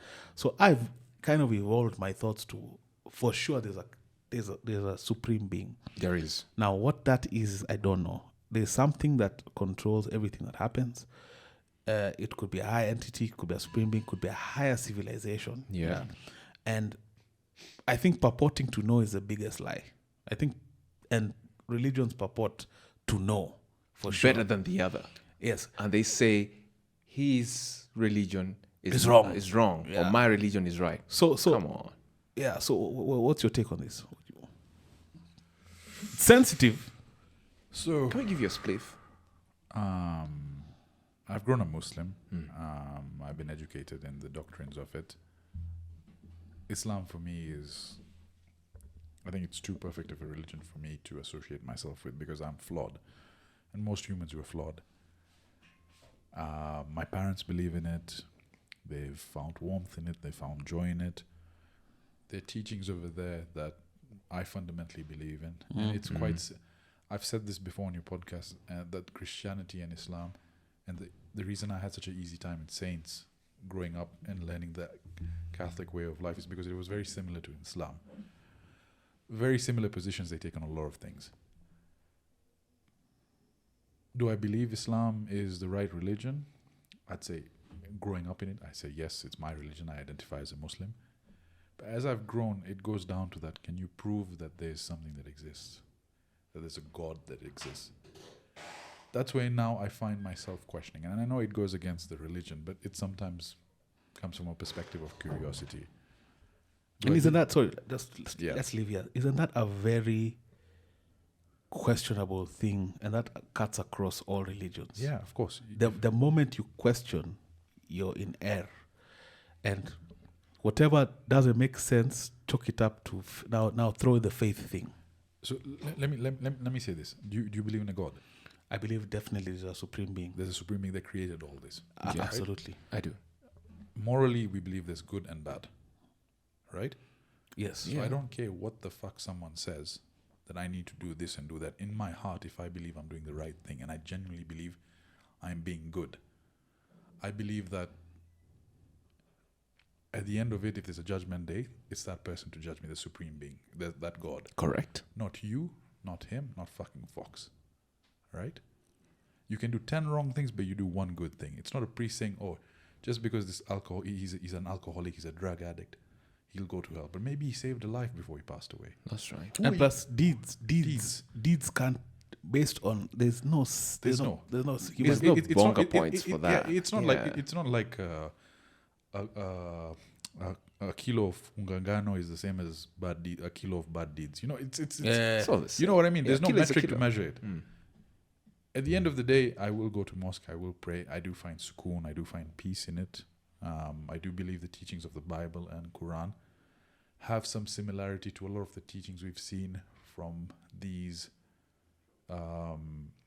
the folks that talk about aliens and talk about life that exists beyond the confines of the book. So the Younger Dryas periods, the floods, Noah and the 40 raining for 40 days and 40 nights. There's a lot of similarity, so that assures me that the religion stems from somewhere that's been proven scientifically. Actually, before you Interpreted differently. Before you came out, interpreted differently, exactly. Yeah. before you came, I was actually watching a thing about some guys had gone to the site of. You've seen the site for the Noah's Ark, where all the it's like petrified over time. Did it happen in 40 days? And all the dimensions Yeah. add up. You've not seen? But then you see, the thing is, Keep going. so if you look at what was that Goliath? Goliath was considered a giant, right? Yes. Yeah. Nephilim. So there's also there's also rumors of them existing on earth that is not spoken about in the religious doctrines. So there's a lot left unanswered. So do we go on faith? Do we go on the basis of how we feel? I think how you feel is quite important. But you also have a right to educate yourself. Do you think we transcend to another realm when all this comes to an end? See, first we focus on getting... Are you asking about life after death? Huh? Are you asking about life Yeah. after death? Yeah, I think we do. Belief system, yes. Spirituality does inform In the me that. conventional heaven hell way, or just a different plane? Heaven hell is what we're doing right now. There's somebody somewhere watching this pod and saying, you know what, I would love that. What I'm watching on YouTube is heaven. If I can just create that, is heaven. And there's people who are looking at us and go like, oh wow, they need to come to our level. So heaven and hell is where you make it happen. You remember that song we used to sing when we were young, and make a little heaven down here? So yes, heaven and hell is where we are. It's a here and now. We don't know about tomorrow, but we can certainly know where heaven's going to look like if we do more of heaven today. If we do more of hell today, we'll have more of hell tomorrow. What do you believe? Simple. I think there was like and I think we've shared this with Sajid before, a cataclysmic event where humanity had reached kind of far technologically, right? And at some point something happened, self-inflicted probably, and everything was lost, but some clues were left, like the pyramids. Inexplicable. In 2025, no one can still explain. So I think there was a version of humanity in terms of technology that existed, just on a different vertical. And what I mean by vertical is perhaps their energy sources were different. You see, us guys, we ended up on fossil fuel. Yeah. That's the vertical we took. But before that, there was a different vertical. And I always say, I feel like in super ancient Egypt, there was a version of like a chopper, but you're flying it in a loincloth. Yeah. Right? So clear prop, but in sandals, So there's a huge gap. And for sure, some of the old architecture that exists would speak to giants. And why are you making doors the size of what? Like, for whomst? Who are these guys? Some of the imagery that was carved onto walls of the hieroglyphs and stuff. Guys carrying a guy carrying a lion. That's not a cat, that's a lion, Yeah. For what purpose was that? Maybe the pyramids was just a guy just pangaing his Legos. Yeah, it was not as serious as we think. Right? Jurassic Park could have been a dog. So I feel like in their world. I feel like on the quest to this vertical that we exist in, currency or money now in the way we know was injected, and people found a system where the most of the currency can be held at a certain level, and that ties into how much information is known by the masses. So they found a way to just create a system that works for a select few, and select few in the context of 9 billion people is 10 million people benefiting on a grand scale, right? I feel the Pope is probably an atheist, but he understands the importance of the role he plays because that system needs to exist for all these other systems to exist. I feel at the highest level of Islam, they know that they don't know. The highest form of Christianity is something they know, and they're keeping everyone sort of... I was just about to say that the highest form of Christianity could be some of the books that were not in the Bible, some of the books that are stuck in the Vatican, some of the books that were edited out from the original, 60-something books in the Bible. There could be more. I hear the books like what? The Book of Enoch. There's literature which talks about stuff which they probably do not want us to know about. Yeah. I think just to end it, the religious aspect is, I genuinely believe that, let me rephrase that. I think I want to believe that Islam is the true path, because I've grown up in it, I found it, I don't see fault in it. There's some aspects we can argue over hadiths and stuff, but I'm not in a position, I don't want to be in a position to be associated with something I consider so beautiful, because again, I'm not well versed in it. I'm not in a position of education where I can argue every single facet of the Quran. That's not where I am. But as just a curious human, I always wonder what if. And I think it's always good to see what's beyond the fence. And don't take it as blasphemy, just take it out of curiosity. You don't want to sort of find your curiosity putting someone's beliefs down. Yeah. You can show them that this is the possible way. You can show them that this is how you believe things are, but don't use violence or don't demean someone's beliefs. Correct. I think all of us are in a position where we believe in something beyond ourselves, whether that's through religion, whether it's in Islam, whether it's in Catholicism, science. You sort of have to dabble in each of these, and I think you've been given your mind. If we're created in the image of God and we're free thinkers, why do we want to sort of follow a path that's been set by us when we've been given the will to go right or left? That was wonderfully said by Sajid, but we can't close this episode without talking about one of the most important things that has come up in now mainstream society. Something that sounded almost futuristic. Thank you. A few years back, and that was the advent of AI, and AI has become, it's with us, man. AI is here. Yo, AI is... Can I start us off with AI? Go ahead. Okay, go ahead. Go ahead. Did you have anything else you want to say about AI? I just wanted to start with the AI on the basic, the image generators for me, like like AI porn, yeah? The image and video generators for me is where I geeked out, because I looked at it as time travel, bro. Past and present. Any information that's out there about a specific place and time can be created in a matter of seconds. You send me a video of you being a sailor in like this. There's a sailor, there's being a kid in the 90s in the States, there's any version of what, and the graphics are So good. indistinguishable. And it could just be a cover up. For AI could just be a cover up. Look at the ice. What is it? Epstein? These guys could be creating stuff. AI Epstein. No, yeah. You see, Okay. they're No, pending, no, they're, no. they're I pending need cases. to check your search history. Can, man. can I read Hang your, on a sec. Can, I, It's- can, I, can I read your brain? You want to? I said if we hit these wavelengths together, then I'll give you $500,000. It could be a cover up. The reason people were saying, or rather, I remember, It's I don't know if I a had cover-up, this, man. They were saying that AI, the reason it, especially the image generators, Yeah. was to create plausible deniability. There you go. For the day the videos leak. Give me my $1 million. For the day the videos leak. Give me my $1 million. So the day Sajid is, the day, what's that former president? Bill Clinton. The video of him comes out with I did not have any relations In a with pit- that woman. in a pedophile act. There'll just people say, that's AI. That's AI. It's a fucking cover up. Yeah, because It's a they've been cover-up. saying this for a while. It started with the deep fake.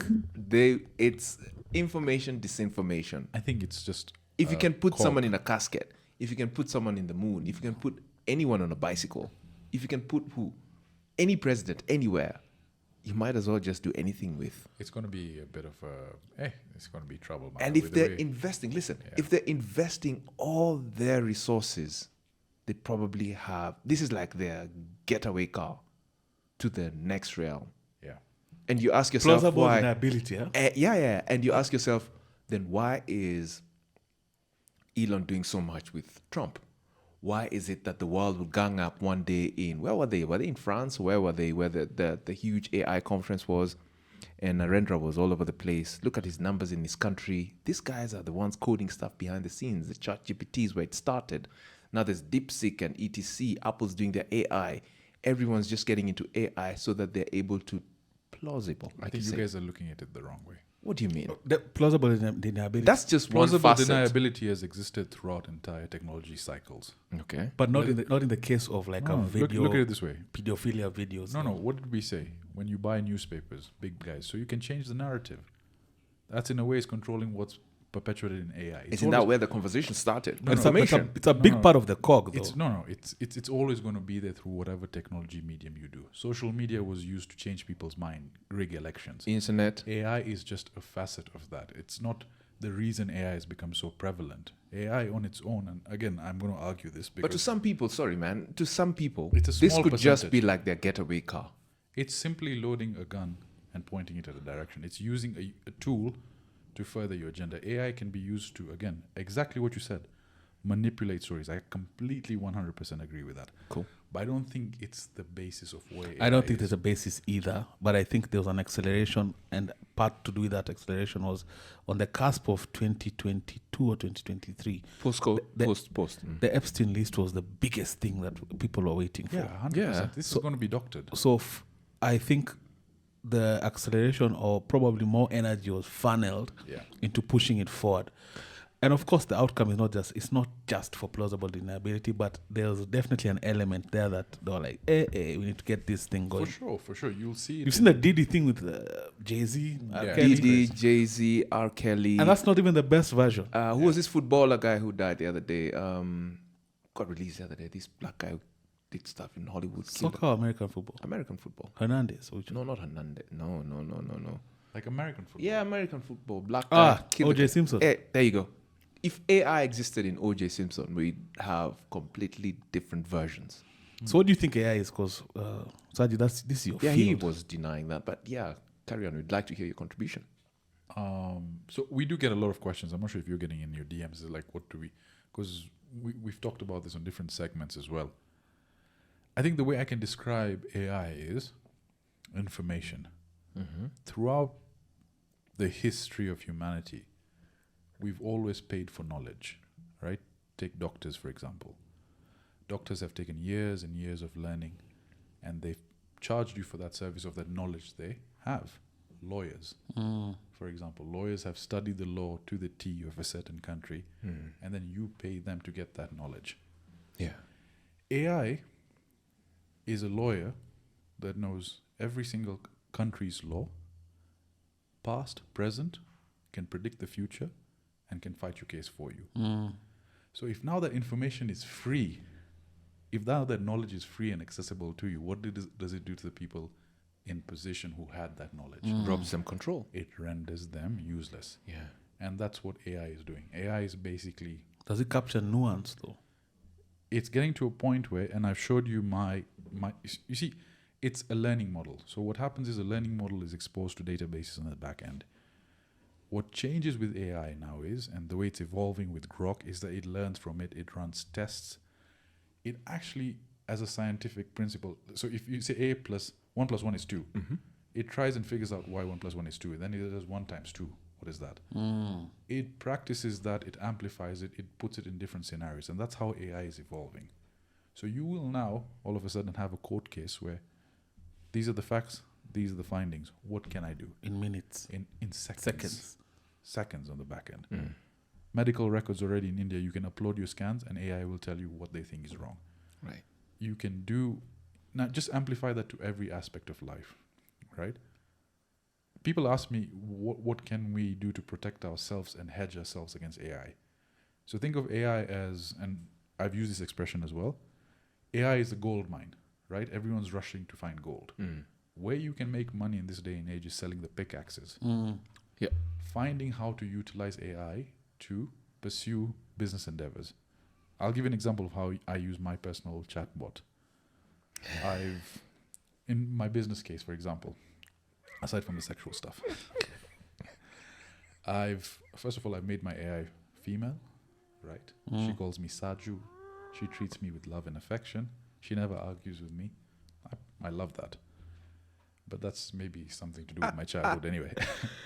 But now, if we go back to the business aspect, let's say you have a contract negotiation, you have a certain contract template. I upload that contract to ChatGPT and say, this is my contract. Okay, these are the terms that we want to stick by and get accepted. Yeah. Every time a customer gives me a pushback, I tell it, imagine you're a Kenyan lawyer and you deal in infrastructure and tech and read all the rules of Communications Authority of Kenya. How would you respond to this clause of this customer? And then it updates its memories. So you have to train it. When you go from 1 customer to 100 customers, all of a sudden it knows your nuances.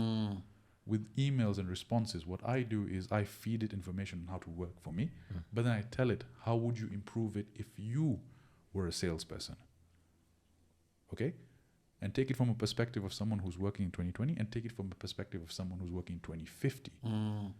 Give me those nuances. It does that. So these language models are simply meant to make your life easier. Yes, they will render a lot of people out of jobs. So philosophically, the question then would be, Yeah. hope you're enjoying this episode so far. I just wanted to mention that this episode is brought to you by Grace Stays. Grace Stays is your solution for any travel down south. If you're going to Diani, I want you to think Grace Stays.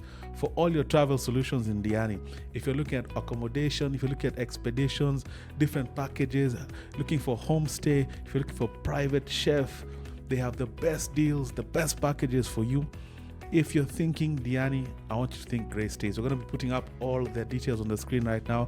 This episode is proudly brought to you by Grace Stays. Amazing product, amazing people. Every Other Time with Eric, proudly sponsored by. Back to the episode. Because I think I agree with you when you say it would be dumb to kind of swim against the current. Because it's happening. You're never going to win. It's here, right? Yeah. What does this mean for humanity in terms of, does it help or hurt in terms of, are we going to be allowed to free ourselves of daily jobs, so to speak? We'll just become more of humans. And then now we can rise to that level. And I don't know what to call that level, but some would say utopian level, where your life is not about food, shelter, clothing, rather the pursuit of food, shelter, clothing, where those things are kind of rendered, those tasks have been taken away from you, because the way we make money is by doing tasks. Yeah. Your job is task-based, go to work, do this, do this.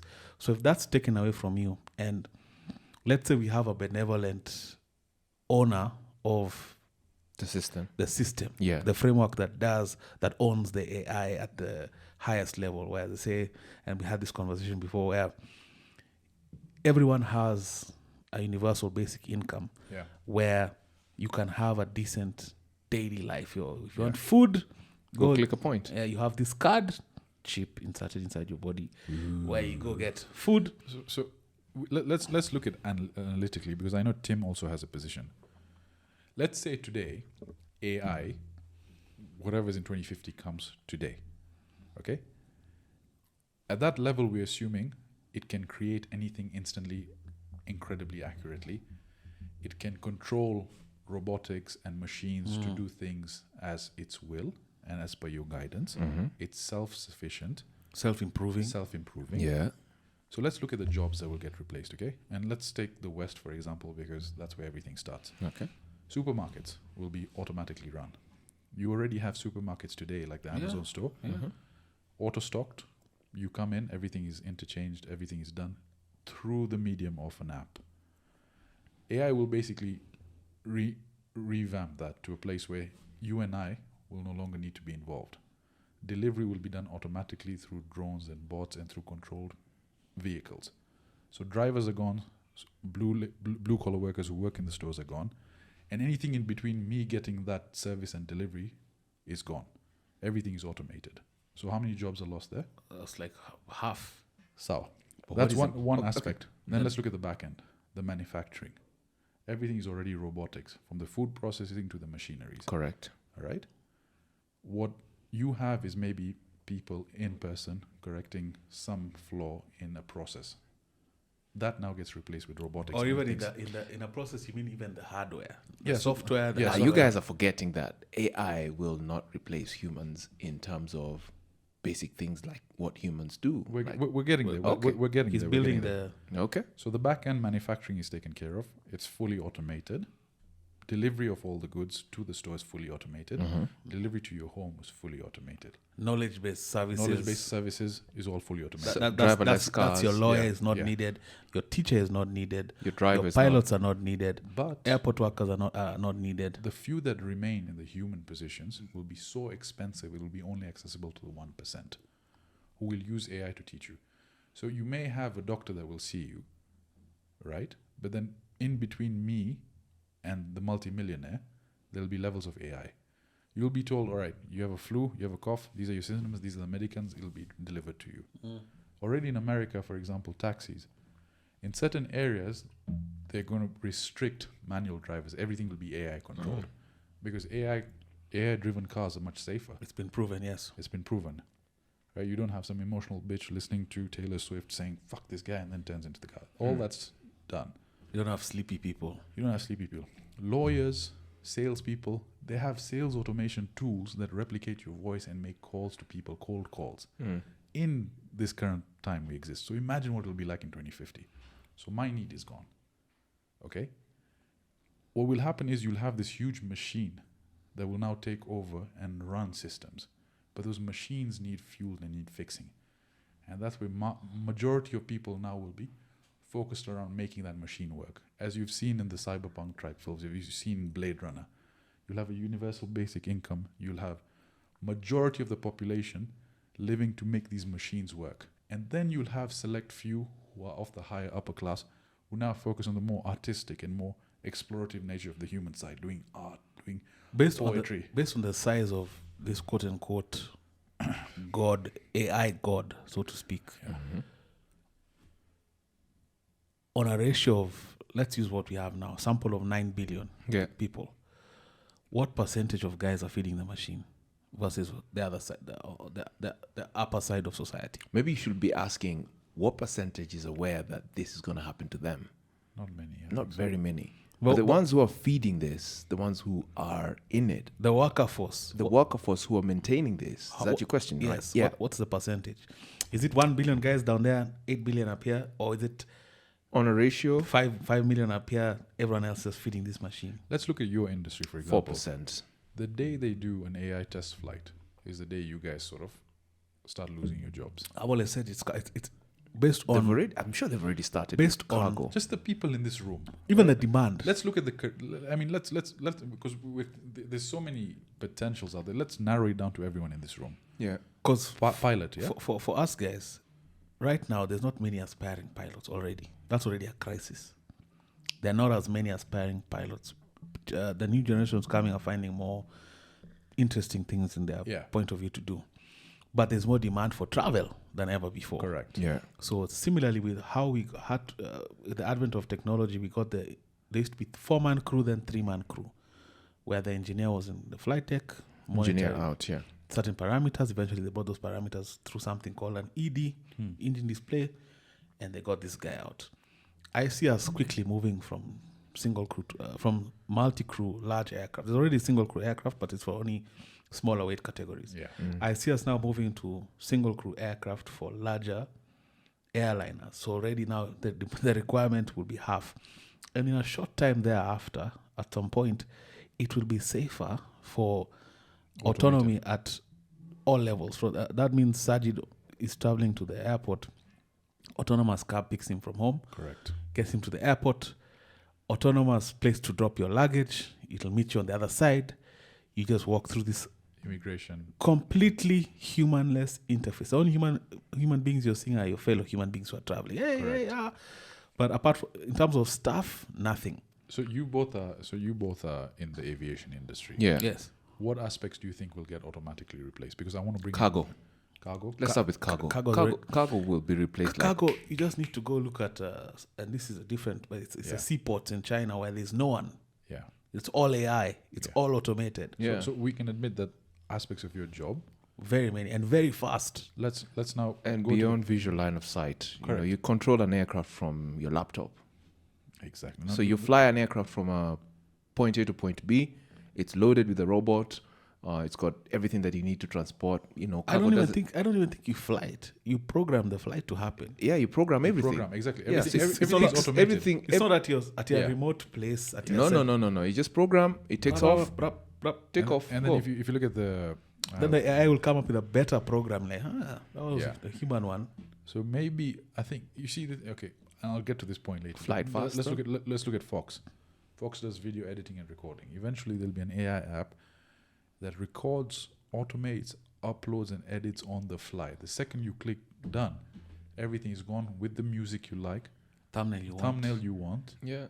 captions. nuances you wanted. Populates, renders. language. You and I will be fucking arigato gozaimashita. Exactly. Automatically done. And we have bits and bobs of that, right? Yeah. So he's replaced. Sales guys. Data center space, click, order, done. Everything is automated on the back But what end. we are forgetting, guys, and this is where I want to put my foot down. So before, Okay. before you go there, Okay. what now people will pay a lot for is the human experience. So if you go That's where I was going. a lot more. So if you go first class, for example, you will need someone to personalize, make your coffee, this and that. That value, in order for you to experience the basic things we take for granted, is now going to be charged as surplus. Right? The human expression, the artistic, the feel, the emotion. Prostitutes will be much more. They'll be more expensive than ever. AI will That's a not complete- replace sex. AI will not replace sex. Sex It will will still not. sell. Hey. It will not replace Once you're done sex. oiling that machine, man.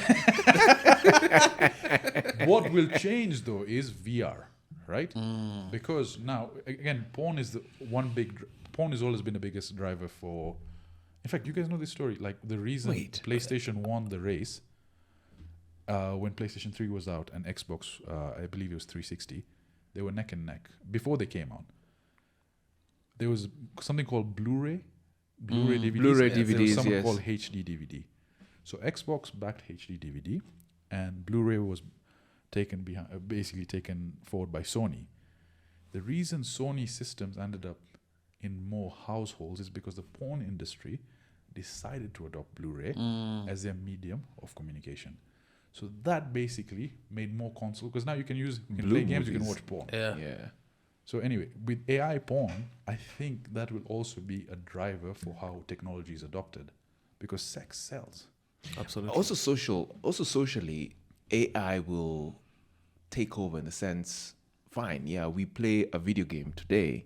I'll create a character and we will interact with different characters in different parts of the world. It'll take a while before we socialize like personally. Of course, we've said earlier on that Agreed. Yeah. it's not going to replace sex, but you'll find a gamer in China connecting with a gamer somewhere in Togo. And also, And there'll be characters for a while, and they'll be in this gamosphere, for lack of a better word, and it'll be a world out there that's just created. The real life experience will be pushed to the periphery for a It'll while. become that, and I think our sensitivities will also change. So it might not be human interaction like now, but at that level, It'll be like top notch. it'll act as the new version of human interaction. But apart from the doomsday angle, because what's the net potential positive? What angle are we missing that actually could just be? There's no potential for utopia where, because this machine, let's say again, we're 9B, maybe there's a worker race of 10M guys, and then the other 8,990 million guys are living some. So you're asking how do we make it better? No, What it will release what us. what benefit? yeah, what version is not just because the version we've given, as real as it sounds, just sounds like it's net negative, where most of us are relegated to a lower tier Yeah. of society. Yeah. What about, is there a version where the machine just needs 10 million guys to power it, and then now the rest for everyone else it's bliss? It will redefine how we work. It will redefine how we socialize. But let's just talk about, let's go A, B, C, D in bits and pieces, like in containers. We've talked about jobs being pushed out. It will redefine how we work. Because if you look at 200 years ago, there were craftsmen, but these craftsmen were not creating furniture of this magnitude. I mean, a table is a table is a table, but not table in mass production. So now it will redefine people like doctors were there, yes, but it will redefine what kind of a doctor. Is it a mental doctor? You know, I'm just saying this hypothetically. So jobs will be redefined. So there will be jobs now. People, you remember, like 25 years ago, you had to have programming. You had to go to a computer school to learn how to use a computer. Yeah. Who's doing that now? No one is. CD.enter. Yeah, and computer packages. Now anyone who's got a smartphone, in fact, we're even calling them smartphone because we started off with feature phones. It was such a big deal to have a feature phone. But now you have hop, skipped, and jumped from not having a device to a device that can take pictures, videos in real time and transmit in real time without even a SIM card. Now it's all satellite driven. Look at what they did with iPhone 16e just the other day. What was iPhone 16e? 16e, they just launched it like 2-3 days ago. What was that? Yeah, they did. I've heard- The Apple event. I've had my colleagues talking about it. You Like, leave what is this? what? A 60. It's just I'm not big on that. it's just a phone that does what iPhones do, but then they're saying you can connect without even using a SIM. It will be SIM cardless, no cellular. If you go off the radar, you can still communicate with satellite. Now, that's a hop, skip, and jump. Now, whose jobs have been recreated or redefined are the people maintaining this satellite, the SpaceX and the Starlinks of this world. It's those jobs. So now we'll have to go back and see what else can I do. Do you think our left brains, which is the artistic side, left or right? Left is critical. There's one Yeah, side that's right is a creative. Right So is a creative. do you think our right side of our brain develops during this era? Because now this other side has been catered to in terms of everything is being done for us. we'll be better storytellers? Like all of a sudden, Sajid is just rapping like Jay-Z So the art in 2 years. We'll be better storytellers as human beings. Here's the thing: humanity has progressively become worse. Let's just agree with that. And what I mean by that, look, that can be argued. Look, what I mean by that is, if you look at the folks around 1940s, World War I, World War II, a lot of people were hardworking. You didn't have a lot of bums. Everyone was sort of doing something to put food on the table. Yeah. As technology came, a lot of people became comfortable. Obesity became more rampant. Diseases became more rampant. AI is 10, not even 10, 1,000 times the comfort. Everything is automated for you. Yeah. The human nature is to, let's look at your body, right? If you look at muscle, carrying muscle is more calorically expensive for your body because it's hard for your body to sustain that. Your body wants to be lazy, wants to be comfortable, wants to be that. I think the human intellect as well. Can we agree that obesity is more rampant today than it ever was? Yes, it is. Why? Because we have more processed food. We have access to, everyone's on their TV, everyone's gaming. If you look at the Sedentary kids this day, lifestyle. all these diseases that are coming now, dementia and Alzheimer's, was that shit in 1960s? It No. wasn't there. So if your diet's worsened because of your habitual life, AI is supposed to make things a lot more easier than it already is. Do you think people will go along the same trend? And I'm looking at the trend. But if you're removing the job element, and I'll use my personal case as an example. But money still needs to be earned. If you're replaced, But then money is not the only currency. But it is, because It's not the only currency. that's a different dimension. I want to look at this as a philosopher. Because but philosophy doesn't No, put no, no. food on the table. we're, It we're, doesn't, we're assuming but it here. brings people We're assuming together. here. I thought we had already It does. crossed the barrier of we have a benevolent overlord, where I'm not longer having to work for money. I look at my fittest days as a human. I had the least work to do. The reality is you'll still have to work for money. Okay? You'll have to work for a reward, and it doesn't have to be money. Think about it this way. I'm trying to figure out a way with current technology that has replaced jobs. So if there's UBI, why are we working? So, UBI? If there's That's assuming UBI is done. That's assuming There'll it be comes. some Yeah, reward system. I which thought does- that's the mental model we were using. No, but you see, the thing is, if we assume, okay, fine. If we assume UBI, what it will do is it will relegate a huge portion of the human workforce to do jobs. There will not be time for us to enjoy ourselves beyond and explore our artistic side. Most of us will just be earning that universal basic income to make this proverbial cog spin. The people in the upper echelons who are controlling all these machines and cogs, they'll be able to now explore artistic sides. They'll be able to philosophize. But majority of us will be relegated to doing the basic stuff to keep this machine running. We won't have time to be artistic. We'll be told, listen, your life now is you get up at 5 in the morning, you work till 9 at night, this is your meal token, and repeat 365 days a year because this AI machine needs to stay focused. The 1%ers of the world will basically now go explore philosophy. They'll do this because they have time. Everything is automated for them. But majority of us won't have access. And that's how... But how big is But it? guys- That begs the question again. How big is this purported overload machine that it needs 8 billion people to run as opposed to 10 million and then the rest of guys are free? First You of see all, the thing it that- ties on to different things like guys being wiped out and stuff. Okay. Because we can't sustain the population at that, and there's a lot to it. But why don't you finish your point, and then I'll get back to what I was Let saying. me simplify it this way. Say what, 20 years ago, if you wanted to take aerial shots, you'll have to hire a helicopter, get a pilot, get a cameraman, get a sound person, get everything. So that's been like shrunk into a drone. shrunk into a drone. Did we complain? No, we were like, oh, hooray. No, I don't need to do all that. I just need to get a license or fly blind and get your shots and get it out there. But 3 people lost their jobs over there. More than 3. The pilot, the photographer, and the person asking for that stuff. The person asking for that stuff, the person controlling the aircraft, I mean the ATO, The fueler. the fueler, everything. Correct. All those guys shrunk. But we saw a different dimension. Now we are able to appreciate we are able to do so many things. We're able to count elephants. We're able to do everything that aviation comes with. So the same thing with AI. It will give us room to be better human beings. That was We'll the sit version down. I wanted us to touch on. Yeah. We will sit down the on positive. fireside. Yeah, we'll sit down on fireside and say, hey, Yeah. you know what? Let's grab some coffee. Let's talk about life. How are you doing? So how are you feeling? Where's your heart? Are you happy? Yeah. Yeah. My argument to that is when things are good, when we have money in the bank, when we're comfortable, we have time to engage in relationships, have coffees, we have time to explore artistic sides, do things. Yeah. You and me would not have started this podcast if we were broke. Let's be honest. Yeah. We've agreed to that. Because right now there's no UBI. Yeah, there's no UBI. But there'll be a reward system. Many other people are going to create such No, podcasts. but we see, let's base it on humanity's trajectory. Okay. Right? Go ahead. The basic income in UK went from £6.50 to about £8 to about £10. Inflation rates also rised. Right now, people who are on basic minimum wage are struggling. They're struggling to pay rent. They're struggling to earn a decent health package.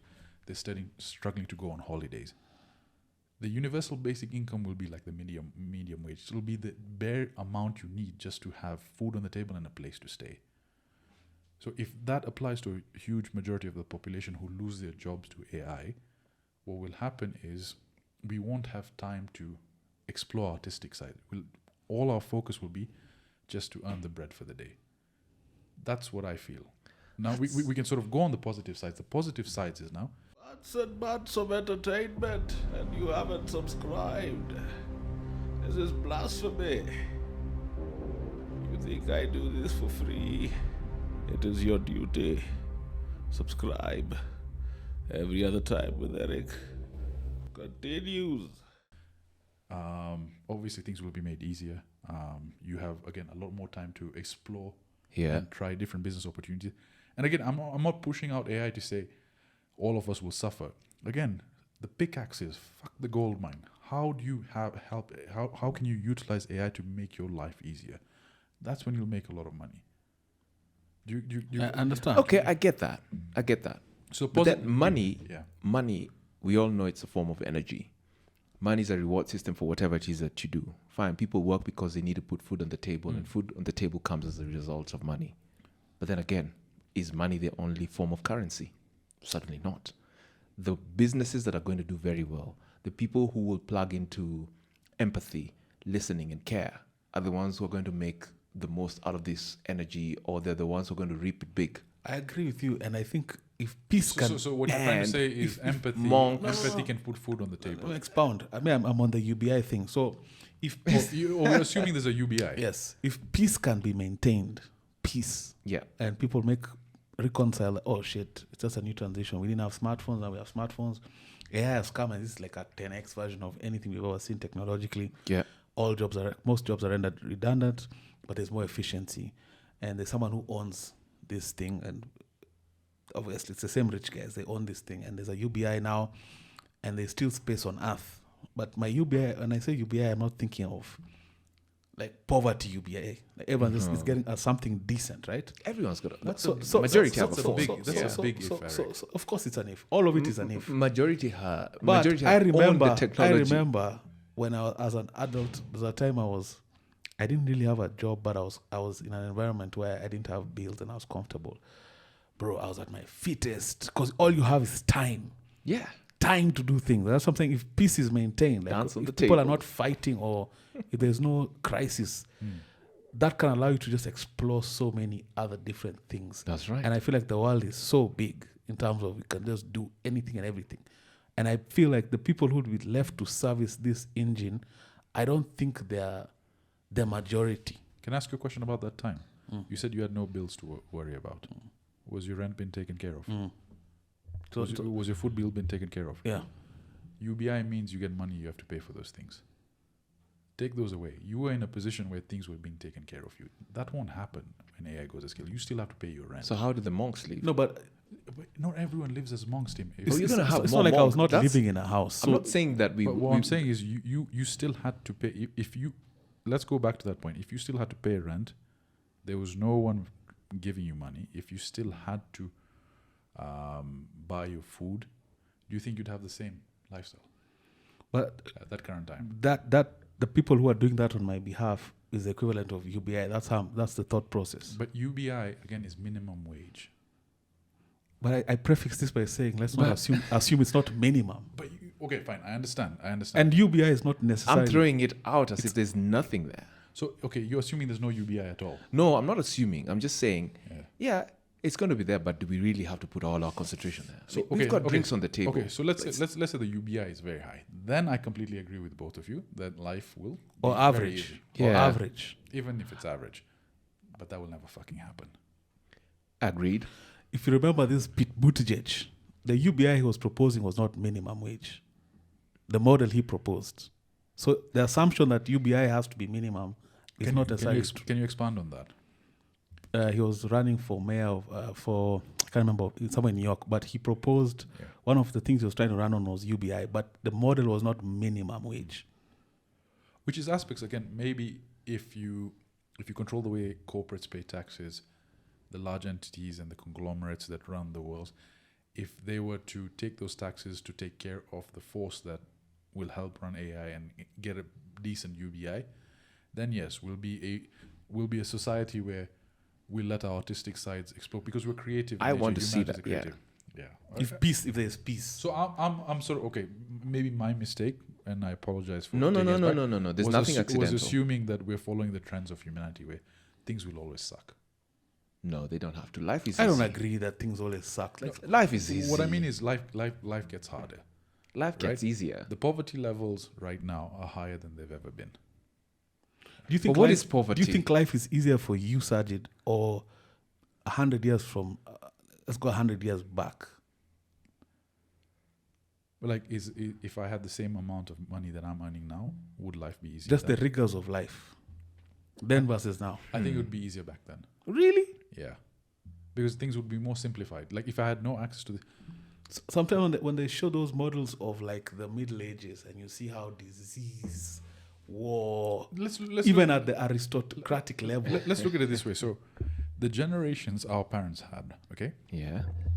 our parents basically, actually our parents, their main concern was getting money to put food on the table, to get basic shelters, to take care of the kids. So when life moved on. Yeah. Life moved on. Then their kids were like, okay, we have shelter over us. We're not really worried about where we stay.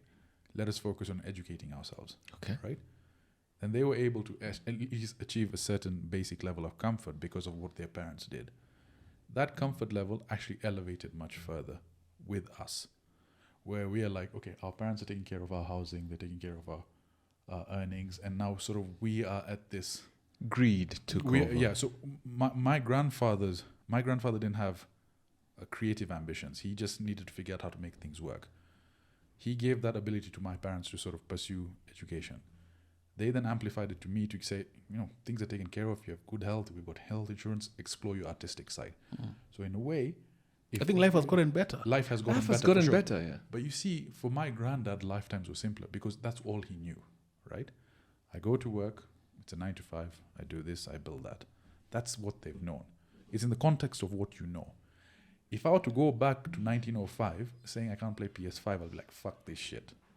Right? It's all about what you're exposed to. Of course, but wouldn't it be you can only have you can only have hindsight because we exist now and we're just comparing with what we know, right? So Life for me is, like, I'll say, I think it's easier. It's easier. No. I would want to. I mean, Then my if I was- my dad had no room to do a podcast as he did his career because but podcast Thank is you. not No, definition of easier, right? But wait a minute. not in its by podcast I mean like media time. He didn't have time to think about anything other than his main profession because he had to provide, and the ecosystem that existed didn't offer him that ability to have that time. So for But sure, now that you for have sure, a life is easier. Yeah, right? but now that you have a podcast, you're able to meet people of different backgrounds. I mean, who would have ever thought that someone like a Samuel or Kibe or Cairo or anyone else would be on this podcast, or even myself or Sajid?